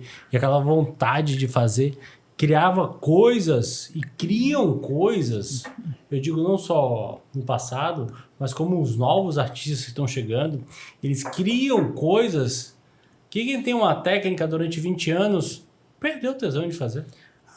Mas aí também é o estímulo, é a vivência, é o dia a dia de cada um. Então, mas que tem que ser valorizado. Você pega, Van Gogh não ia ser Van Gogh se ele não tivesse vivido o que ele viveu. Certo, mas você pega quadros de Van Gogh, quando ele tinha 23, 22 anos. A vivência do quadro, ele é vívido. Você olha para ele e diz, meu Deus, ele vibra. Mas aquele sentimento que ele tinha naquele momento. Mas depois que independente da técnica. Tudo bem, mas quanto vale mais a vivacidade? Quanto vale mais, entre aspas, que eu vou estar colocando dessa forma tão baiana, o tesão dele naquela fase dele, do que 10 anos depois, quando ele já estava depressivo, deprimido, ele já estava morto por dentro, mas cheio de técnica. É relativo. É relativo. A arte é relativa. Você pode hoje pagar, por exemplo, por um artista que está começando, dizer assim, não, esse artista vale 10. Porque ele não tem muita técnica, mas ele tem vivacidade. Ele é vivo. Ele tem muita história, ele tem muito Tesão. vida. Ele tem vida. Ele tem vida naquilo que ele está fazendo. Do que por um artista que muitas vezes... Como a gente pega muitas vezes assim Me perdoem falar dessa forma, eu tenho que falar... São falecidos, mas... Você pegava um Calazans Neto, que fez muita gravura, que fez muita xilogravura, muita coisa desse tipo. Não estou desmerecendo a xilogravura, mas eu acho que é uma coisa que você faz em sequência para ganhar dinheiro. Você pega, por exemplo, o próprio Caribé. Quantas gravuras Caribé não fez? Quantas serigrafias Caribé não fez? Talvez muitos daqui que estejam assistindo tenham uma serigrafia em casa. A gente agora vai entrar num ponto aqui, o Rodrigo estava tocando num ponto, que seria meu próximo ponto a puxar aqui, que é... Você falou, questionou, né? Quanto que a exclusividade importa, ou exclusividade não, de quanto o nome importa. Aí eu pergunto, quanto a exclusividade importa? Serigrafia? O Caribé, se você tem a prova do artista, a PA, beleza, tudo bem. Foi o primeiro que ele fez, ele achou maravilhoso. Daquilo ali, aquele ali foi ele que fez. Os outros, você não sabe nem se foi o Caribé que fez. Pode ter sido 2, 3 contratados dele que fez, e ele só assinou e colocou ali 34 de 100. Quanto vale isso? Mas... Vou te dar um exemplo. Mas daqui a 100 anos, 34 de 100 também vale muito. Não, você sabe o que é o pior? É que não vale. Entendeu? Eu vou te dar uma experiência minha. Eu morei em Nova York, morei em Miami durante muito tempo. E tive contato com gravuras, com serigrafias, com xilogravura, tudo isso. De grandes artistas, grandíssimas. Dali, Picasso, tudo mais. Que faziam. Não tem valor de mercado, cara. É uma ilusão isso. Achar que... tudo bem. Eu acho que não tem valor de mercado para um colecionador. Para uma pessoa que tá ali exclusivamente exclusivamente pela exclusividade. Pela exclusividade. Mas pela exclusividade. Tipo assim, se eu tiver um 34 de 100 de Caribé na minha parede, velho, eu vou ficar feliz pra caralho. Mas beleza, o que você vai fazer depois? Exemplo. Eu penso da seguinte forma. Mas eu acho que isso daqui é isso, tipo, não é único.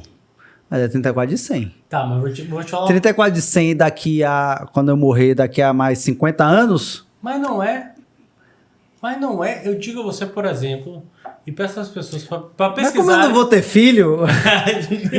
Pra mim vai ter sido ótimo. Não, pra você ter sido ótimo, beleza. Mas eu peço às pessoas para pesquisarem sobre gravuras dos grandes, dos modernistas, enfim.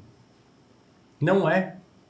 Então, se você pega, por exemplo, como você mesmo diz assim, eu quero ter um 34 de 100 de Caribé. E vai me custar um quadro pequeno, hoje, R$ 2.900.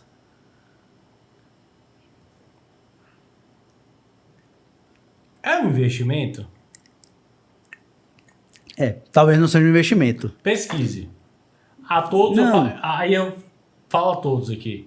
Façam essa pesquisa. É um investimento? Não, realmente talvez não seja um investimento. Não, mas eu digo assim, ó. Na história das gravuras, vamos falar de gravura, que isso é uma gravura. Na história da gravura do mundo, isso aí rendeu?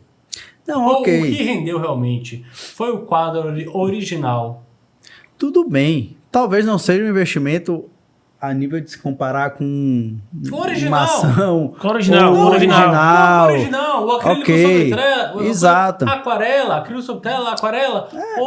Mas é isso, mas me satisfaz em relação a nível de apreciação, de ego, de ter um que é assinado. Mas o que é melhor? Você alimentar o seu ego. Ou, por exemplo, você pegar um quadro. Mas aí eu acho que depende muito, Rodrigo, da capacidade de investimento do financeiro de cada um. Se eu pudesse comprar a tela, eu compraria a tela. Mas aí que tá o grande lance. Você pega, por exemplo, a Yellow Frog hoje, eu trago para você artistas, não tô dizendo que vão ser, tô dizendo que podem ser futuros, caribés, calazans e tal. E que você pode comprar hoje... Por um valor muito mais acessível. Por quase o mesmo preço que você está comprando uma gravura. Claro que um pouco mais caro porque é um original. Sim. E você tem a potencialidade de ter na mão um investimento ativo. Ou seja, você compra hoje, daqui a 10 anos, o que você comprou por 3, por 4, vale 40, 50. E aí, eu acho isso lindo, ótimo, mas foi o que eu falei. Eu acho que depende muito da identificação que você tem com a peça. Da identificação que você tem com a peça. Por exemplo, a identificação que eu tenho com as peças de tazo é alta. A maior parte das peças eu vejo e eu falo assim, porra, que massa, velho. Que coisa que traduz, que reflete o cotidiano de Salvador, o imaginário de Salvador em relação às... ao cotidiano. Enfim, as crenças... ao tá ali no pescador, a folha de arruda, ao Santo Antônio. Então, eu acho isso ótimo. A questão é a identificação. Eu me identifico muito. Eu sou uma pessoa que frequenta o Santo Antônio, sou uma pessoa que compartilha de crenças que ele reflete nas artes dele. Então, assim, isso para mim, eu valorizo. Eu me motivo a comprar uma peça, comprar uma arte dele especificamente, de outros também, de certa forma, porque é um tipo de arte que me toca, que me estimula, que me dá vontade de ter, entendeu? Então, da mesma forma que Caribé também. E aí, volta pro negócio do quanto eu tenho para gastar. Se eu tivesse para gastar nos dois, eu gastaria nos dois. Hoje eu tenho para gastar em um. Por que isso? Porque hoje ele é mais acessível do que Caribé. Aí a gente volta, eu faço um exercício com vocês, pra gente voltar como se você tivesse há 50 anos atrás. Imagine se há 50 anos atrás existissem... Vou falar o que eu tenho na mão hoje. Pequeníssimas, assim, 10 por 15. Gravuras, nanquim de... Nanquins, gravuras não, nanquins de Tássio. Uma série enorme, retratando o dia a dia dele em Salvador, cada um por R$190. Você prefere muito mais adquirir isso e dizer assim, velho, eu vou adquirir isso aqui? Nem que eu não enquadre hoje, mas isso aqui é uma artista que eu gosto. Estou dando um exemplo de Tássio, eu tenho vários. Sim. Que eu gosto, vou adquirir e vou fazer, de repente, quadros na minha casa. Pra dizer assim, ó, isso aqui é meu cotidiano. Eu adquiria fácil. É o que eu tenho hoje, uma peça dele que até hoje não tá emoldurada, que tá guardada no armário. E o que vai... Porque eu ainda não parei pra emoldurar, mas tá lá, tem quase 2 anos parado. Aí é que tá. O que é que tem um potencial de valorizar mais? Uma peça dessa ou um Caribé? Não, uma peça dessa, com certeza. De valorizar, sim. Não, mas eu acho que o tempo diz muito. Daqui a 50 anos... Tássio seja um ótimo artista que viveu há 50 anos atrás, ou ele pode ser um artista icônico que viveu há 50 anos atrás. É um risco. É por isso que você vai comprar mais barato. Exatamente. Mas é isso, eu acho que, assim, pode ser que eu esteja enganado, né? Mas a tendência é que Caribé, de fato, exponencialmente valorize menos do que um Tássio, por exemplo. Vou dar um exemplo para vocês aqui, só para vocês entenderem. E eu queria saber se vocês sabem a resposta. Quantos quadros Van Gogh vendeu vivo? Não sei a resposta. Não faço ideia. Já te digo. Fugiu da minha alçada. Fugiu da minha alçada, não sei. Sabe por quê? Porque ele era louco, senão ele não vendia pelo preço que ele vendeu. Exato, mas é isso, ele... Mas a história, às vezes, deixa passar para poder representar e dizer assim, aquilo representou uma época. Mas aí é que está a questão do tempo que age sobre que representou. sobre aquela obra. O que eu quis dizer sobre o tempo é isso. O tempo, ele dá importância, às vezes, a coisas que no momento não é banal. Daqui a talvez a 150 anos, a gente veja um Tássio e fala assim, meu Deus, Por que eu não comprei tudo? Porque eu não comprei tudo quando valia R$190 cada. Entendeu? Não sabemos, infelizmente. Não. Só para deixar claro pro público, eu tenho coisa de taça que é muito pequenininha, gente. De 10x15, que tá ali, inclusive, ali atrás. É muito pequenininha. E são nanquins, que é R$190. Eu não acho que não vale a pena comprar. Esse é um ponto. Eu acho muito que vale a pena comprar. Não, vale super a pena. Eu, inclusive, vou comprar. Vale super a pena. Vamos sair daqui hoje com o cara e com a foto. Mas eu tenho coisas de taça que valem 15 mil. Eu tenho quadro de taça de 1,80 por 1,50. Não, por exemplo, aquele lá... O Iemanjá. O Iemanjá. Eu falei pra ele, velho, de verdade, assim, se eu tivesse uns 12 mil pra dar, eu dava. Tranquilo. 15, filho. 15 mil pra dar. Eu dava. De 2 pra 15, né, meu? 15. Caralho, de 2 pra 15. Por que eu já tô considerando uma negociada? Tipo, de besteira assim. Mas você vai pegar esse empréstimo aonde que o juros tá tão baixo assim, me avisa. Se eu tivesse 15 pra... É o uísque já ia fazendo efeito. Se eu tivesse 15 pra dar, eu dava tranquilo. Não, velho, assim, eu acho que o início da nossa discussão a gente desconsiderou o ponto financeiro. Porque se a gente considerar o ponto financeiro... Isso vai depender muito da capacidade e aí é que tá. de cada um, entendeu? Eu não vendo só obra de arte. E eu digo a todos que eu vendo. Eu vendo investimento. Não. Eu vendo investimento ativo. Eu não vendo passivo, eu vendo um ativo. Eu vendo uma coisa que eu garanto a você e que se der algum problema lá na frente, você pode me revender. Eu digo a você, ó, compre. Pode comprar. Participou de exposição XYZ... Tá em lugar tal, tá vendendo na Europa, tá vendendo em tal lugar, tá fazendo NFT, enfim. Falo tudo. Se daqui a 2 anos você disser assim, Rodrigo, eu quero revender, eu quero te vender de volta. Você paga o mesmo preço? Pago. Velho, mas é isso, eu acho que foi o que a gente, no início da sua pergunta, nem lembro mais exatamente a estrutura da pergunta. A pergunta foi... eu fiz uma comparação para puxar o assunto sobre imobiliária. Exato. Mas é isso. O ponto é, velho, arte, mobiliários de design. Que é arte. Que é arte também. É arte. É uma peça. É uma peça. Só que é uma peça diferente de um quadro que você pendura para expor, ou diferente de uma escultura que você exibe. É uma peça que você muitas vezes usa também. Você senta. A ideia é essa. Ou você usa a mesa, ou você, enfim... Afinal, se você não usar, vai ser uma escultura. Você viu aquele negócio da Hermes? Não tem a... Hermes. Não é Hermes, não. Porra, eu esqueci agora o estúdio. Simplesmente fez 26 peças. Tipo assim, ninguém tava dando nada de elas fazerem uma peça em carbono. Ela falou, não, eu só faço tudo em carbono. Não, é isso, tipo, é o meu...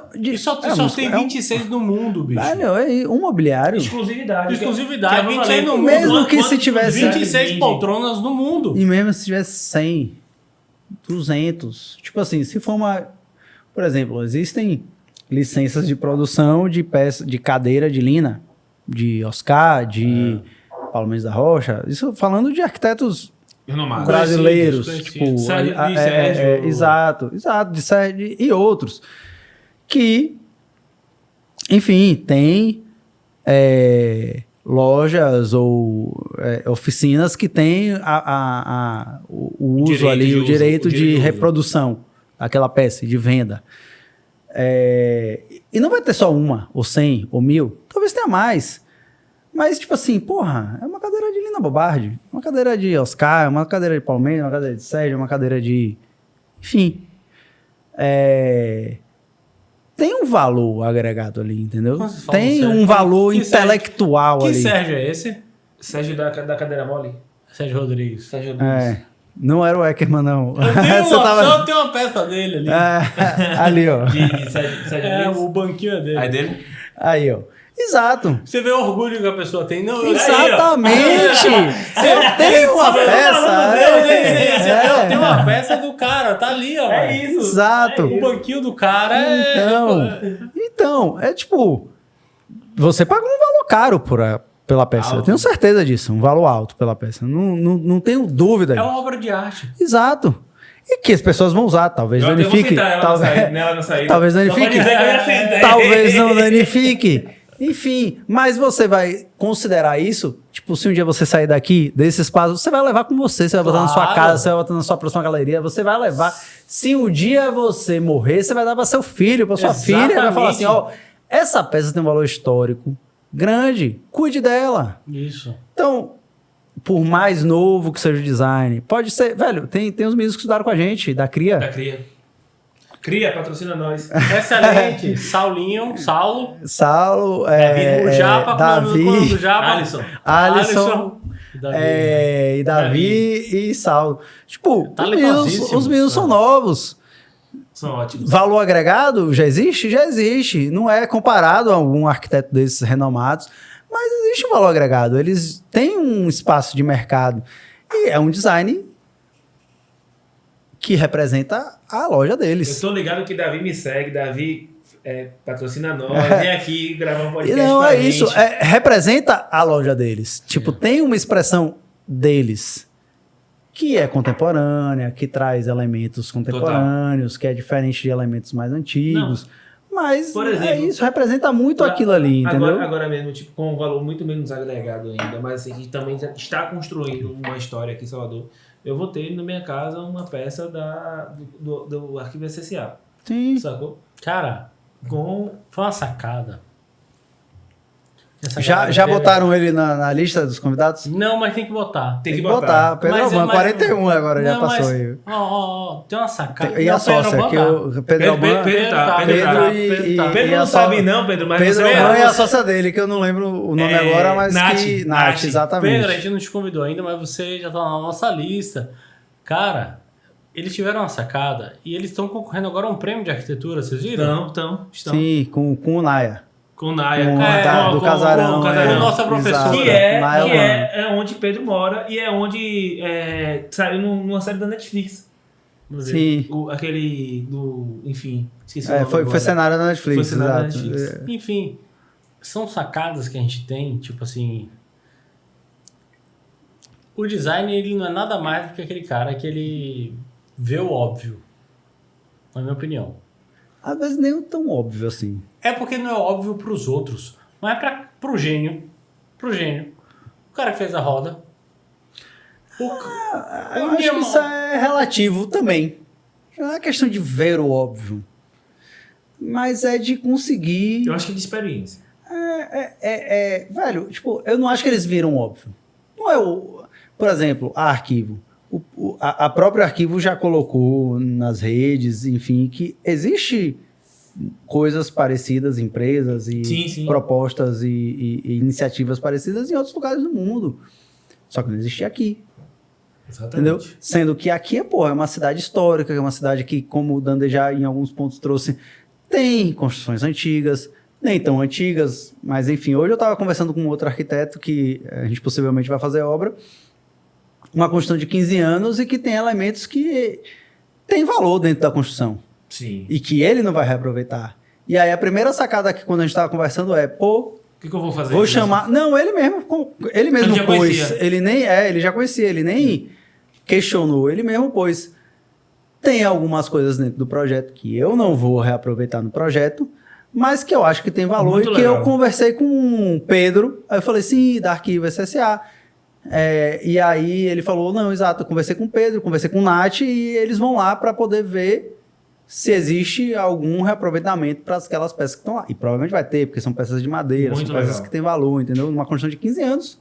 Cara, essa peça que a gente está construindo vai ter madeira de lei, de coisas de reuso de não sei quanto tempo lá em casa, entendeu? Então, tipo, tudo isso para mim por isso que eu falo que eu gosto dessas coisas assim, de madeira de lei e tal. O mais louco, por exemplo, o Casarão,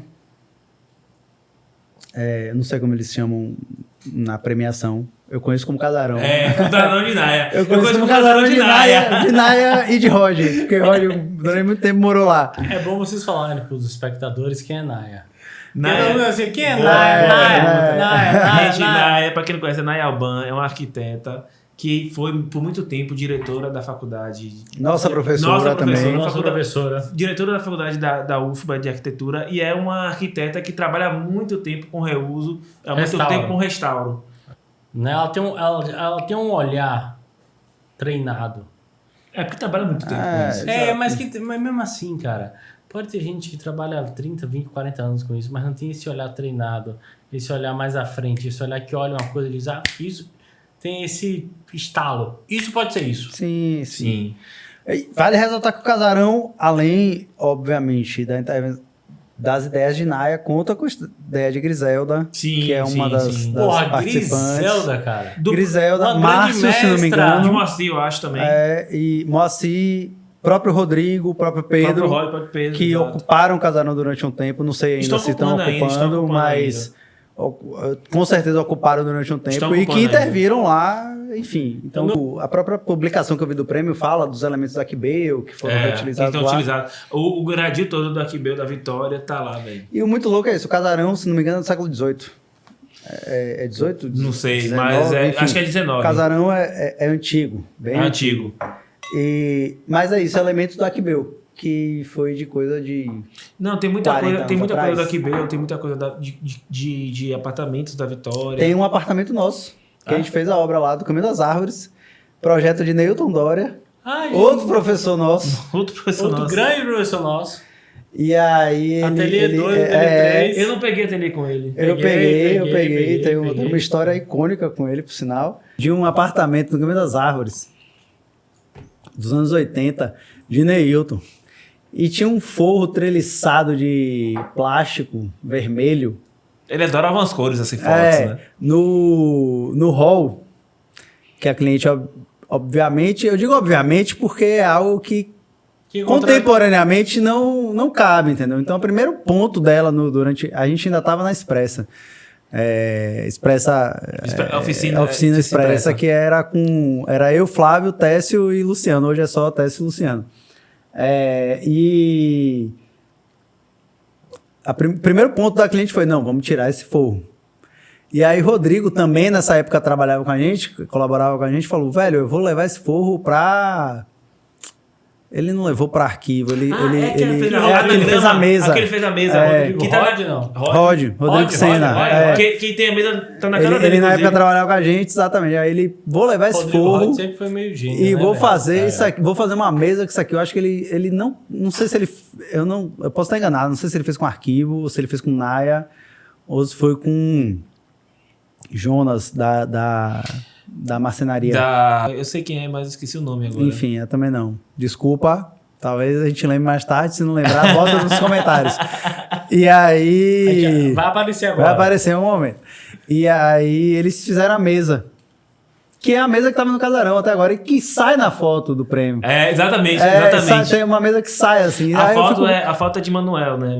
De Manuel Sá. Isso. E aí... É engraçado que a mesa sai, aí eu fico... Quando eu vi essa foto, eu lembrei, rapaz, o Casarão, século XVIII, século XIX, enfim, não sei ao certo agora. A mesa de um forro dos anos 80, o granilite, que é uma referência antiga, mas que foi executado em 2021. Enfim, com todos os elementos de reuso da arquivo e do próprio... acervo de Naya ali no Casarão, e Rodrigo, e Pedro, enfim, de todos eles. Enfim, tipo, é uma miscelânea que um pastichezão ali que deu certo. Mas eu acho que é isso, né? Eu acho que essa ideia de que as coisas têm que se congelar no tempo ainda é completamente equivocada, porque as coisas existem no tempo para ela ir evoluindo com o tempo, para ela ir se misturando com o tempo. E outra coisa, se as coisas existiram num tempo... e elas foram marcadas, é porque elas são boas. Tipo assim, você não pode pegar um artista hoje, de 2022, 2023, e que marcou e foi, pô, aquele cara é legal. Aquele cara é legal no Brasil. E você joga fora. Ao contrário, você pega esse cara e você guarda. Sim. A mesma coisa de, total. Eu não estou falando aqui, mais uma vez...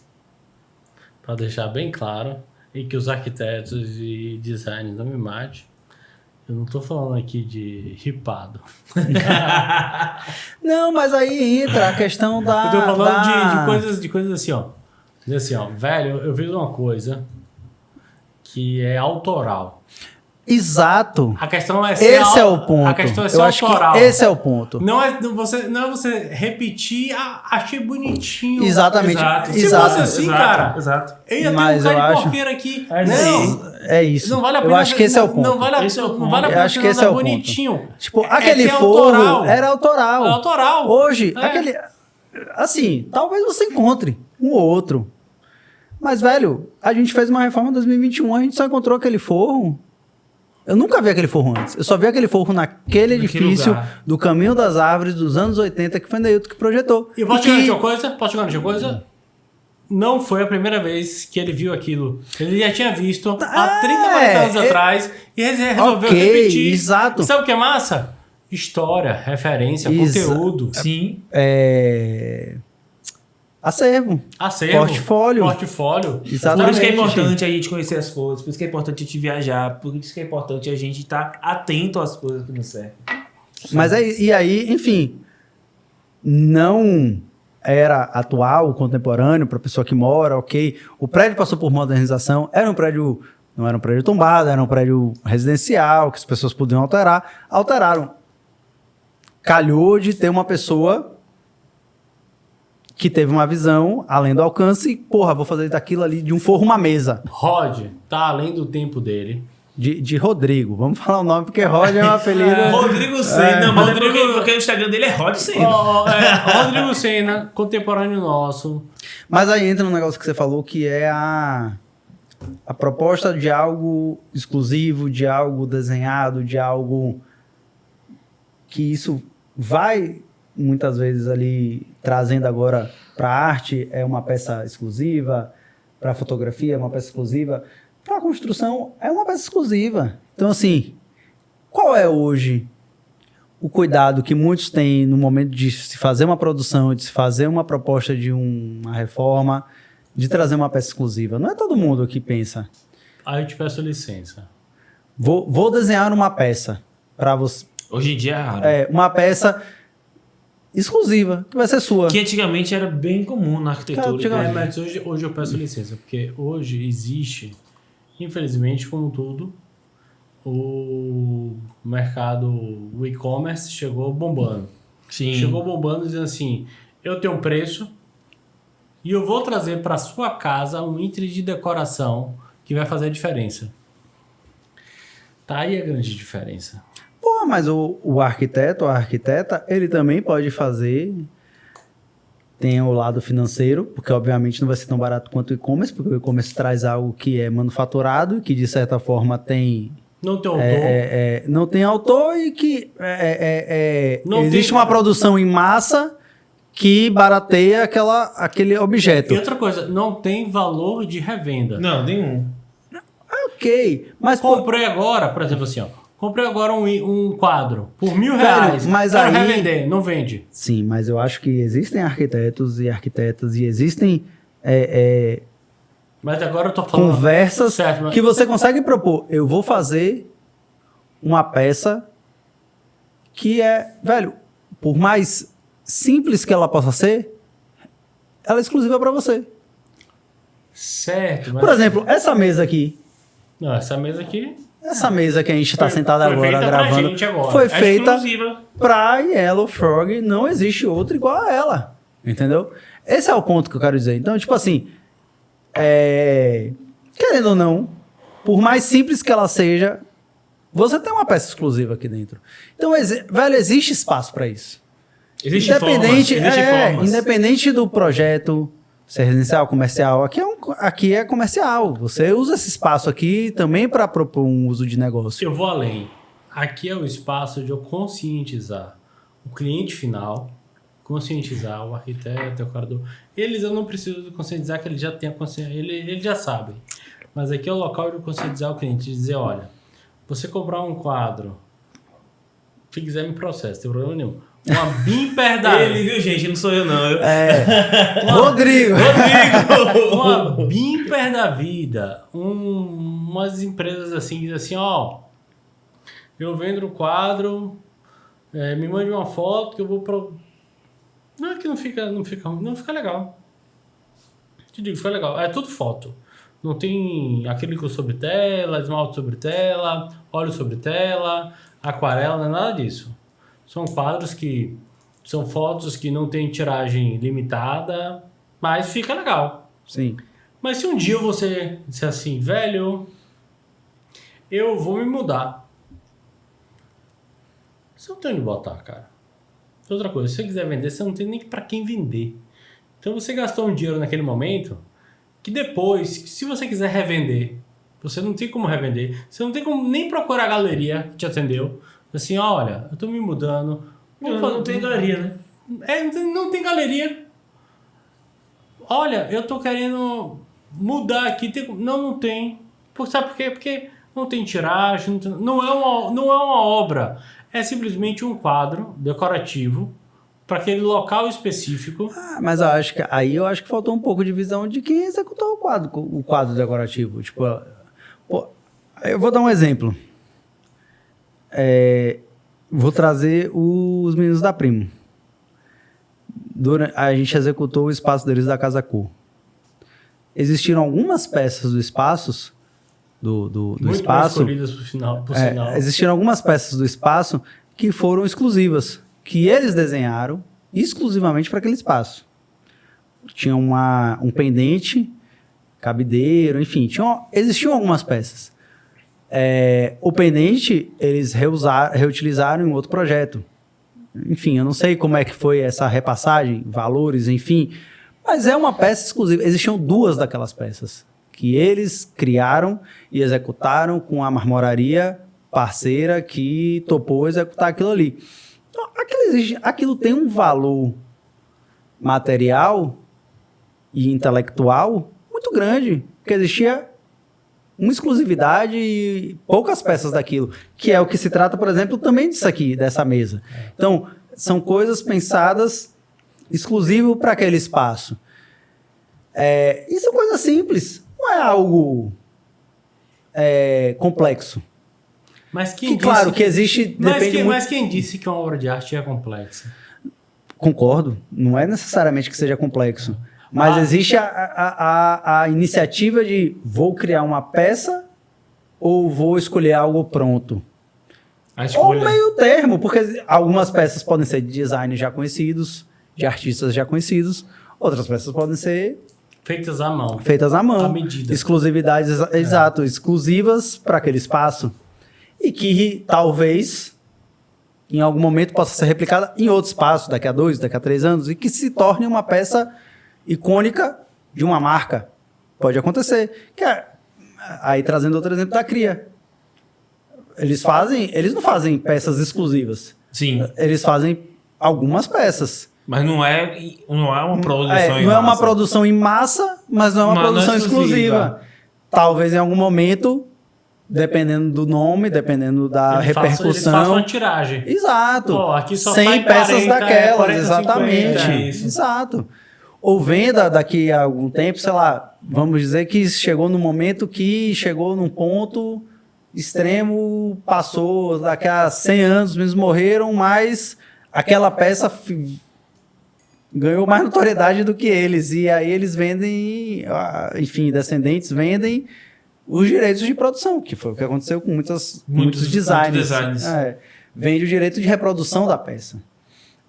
E vão ser inúmeras peças construídas, produzidas, mas o valor agregado é tão alto que vale a pena.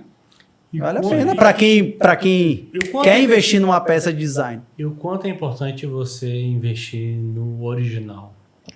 Vou te dar um exemplo.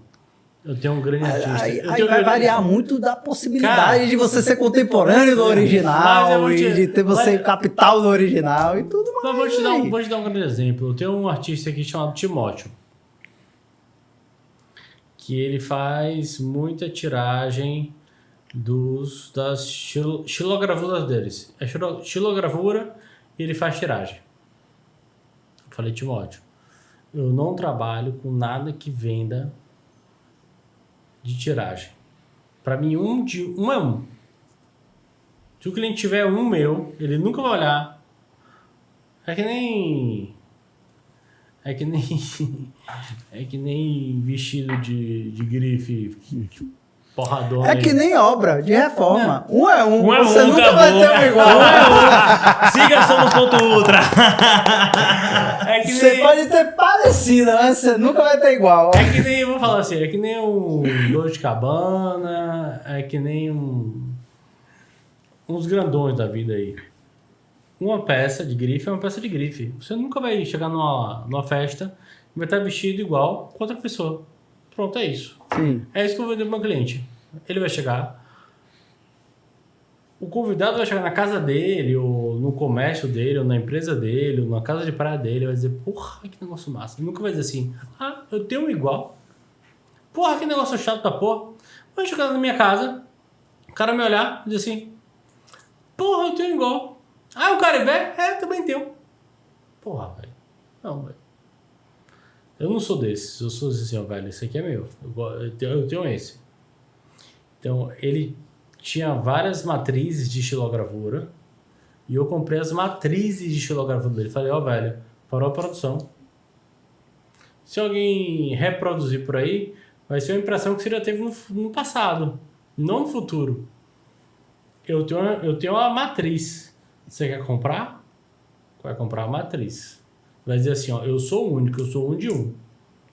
Então, eu vendo isso, eu acho isso, eu acho que o valor é isso. Também é exclusividade. É o que eu tava falando, exclusividade. Também é exclusividade. É nome, exclusividade, eu também acho valor. tempo. Também acho que é valor. Eu também acho que é... Quanto tempo o cara fala? Quer ver uma coisa? É importante. Quer ver uma coisa? Você falou de tempo. Quanto tempo o cara gastou para fazer a matriz? Não, quanto tempo o cara passou para fazer a cópia? O que é mais valorizado? Claro, a matriz. Mas tipo assim, o cara passou um ano para fazer a matriz. O cara passou um dia para fazer a cópia. Exatamente, mas aí, velho, vai depender muito do artista, do tempo do artista, da expressão do artista, do que o quadro daquela matriz, do que a estilogravura que aquela matriz construiu, representa. São inúmeras. Enfim, eu acho que são inúmeras questões que estão envolvidas, né? Que a gente já deixou claro. Eu acho que já estamos aqui nos repetindo em algum momento. Então, vamos por hoje. Amanhã tem mais. Tem mais uma gravação que vocês vão estar vendo aí. No próximo tem mais discussão sobre isso para rolar aqui no podcast. Porra, amanhã... Eu queria agradecer imensamente. Já antecipa quem é amanhã. Calma, rapaz. Eu queria primeiro agradecer você. Imensamente, Léo. Léo, foi muito legal a nossa conversa. Demais. Eu adorei hoje. Viu? Foi muito legal. Obrigado. Galera, sigam aí @somos.ultra. Né, que é a construtora de Léo, de Flavinho e de Bia. Quiser reformar, quiser construir. E eu acho que a gente vai ter que depois gravar um aqui depois de novo com você, o Flávio, o Bia, pra gente conversar mais longamente sobre outras coisas da construtora que eu acho que vale a pena. Fica a minha indicação. Vale a pena lembrar que a Yellow Frog, quem vier conferir, somos Ultra que executou. Para vocês. Parabéns. Galera, lembrando, sigam aí @yellowfrog yellowfrog.artgallery no Instagram e www.yellowfrog.com.br para ver nosso institucional e www.yellowfrog.com.br/loja, que já estamos lançando nossa loja, que se vocês quiserem ter acesso aos produtos que a gente tem aqui online, depois quiser marcar a visita, estamos aqui mais para isso que eu ia falar, adquirir arte. Adquirir arte. Aqui, eu mesmo já que tem e adquirir arte. Já vou levar a minha. Não só adquirir, vem investir. Aqui é investimento. Eu não vendo produto, eu não vendo passivo, eu vendo ativo.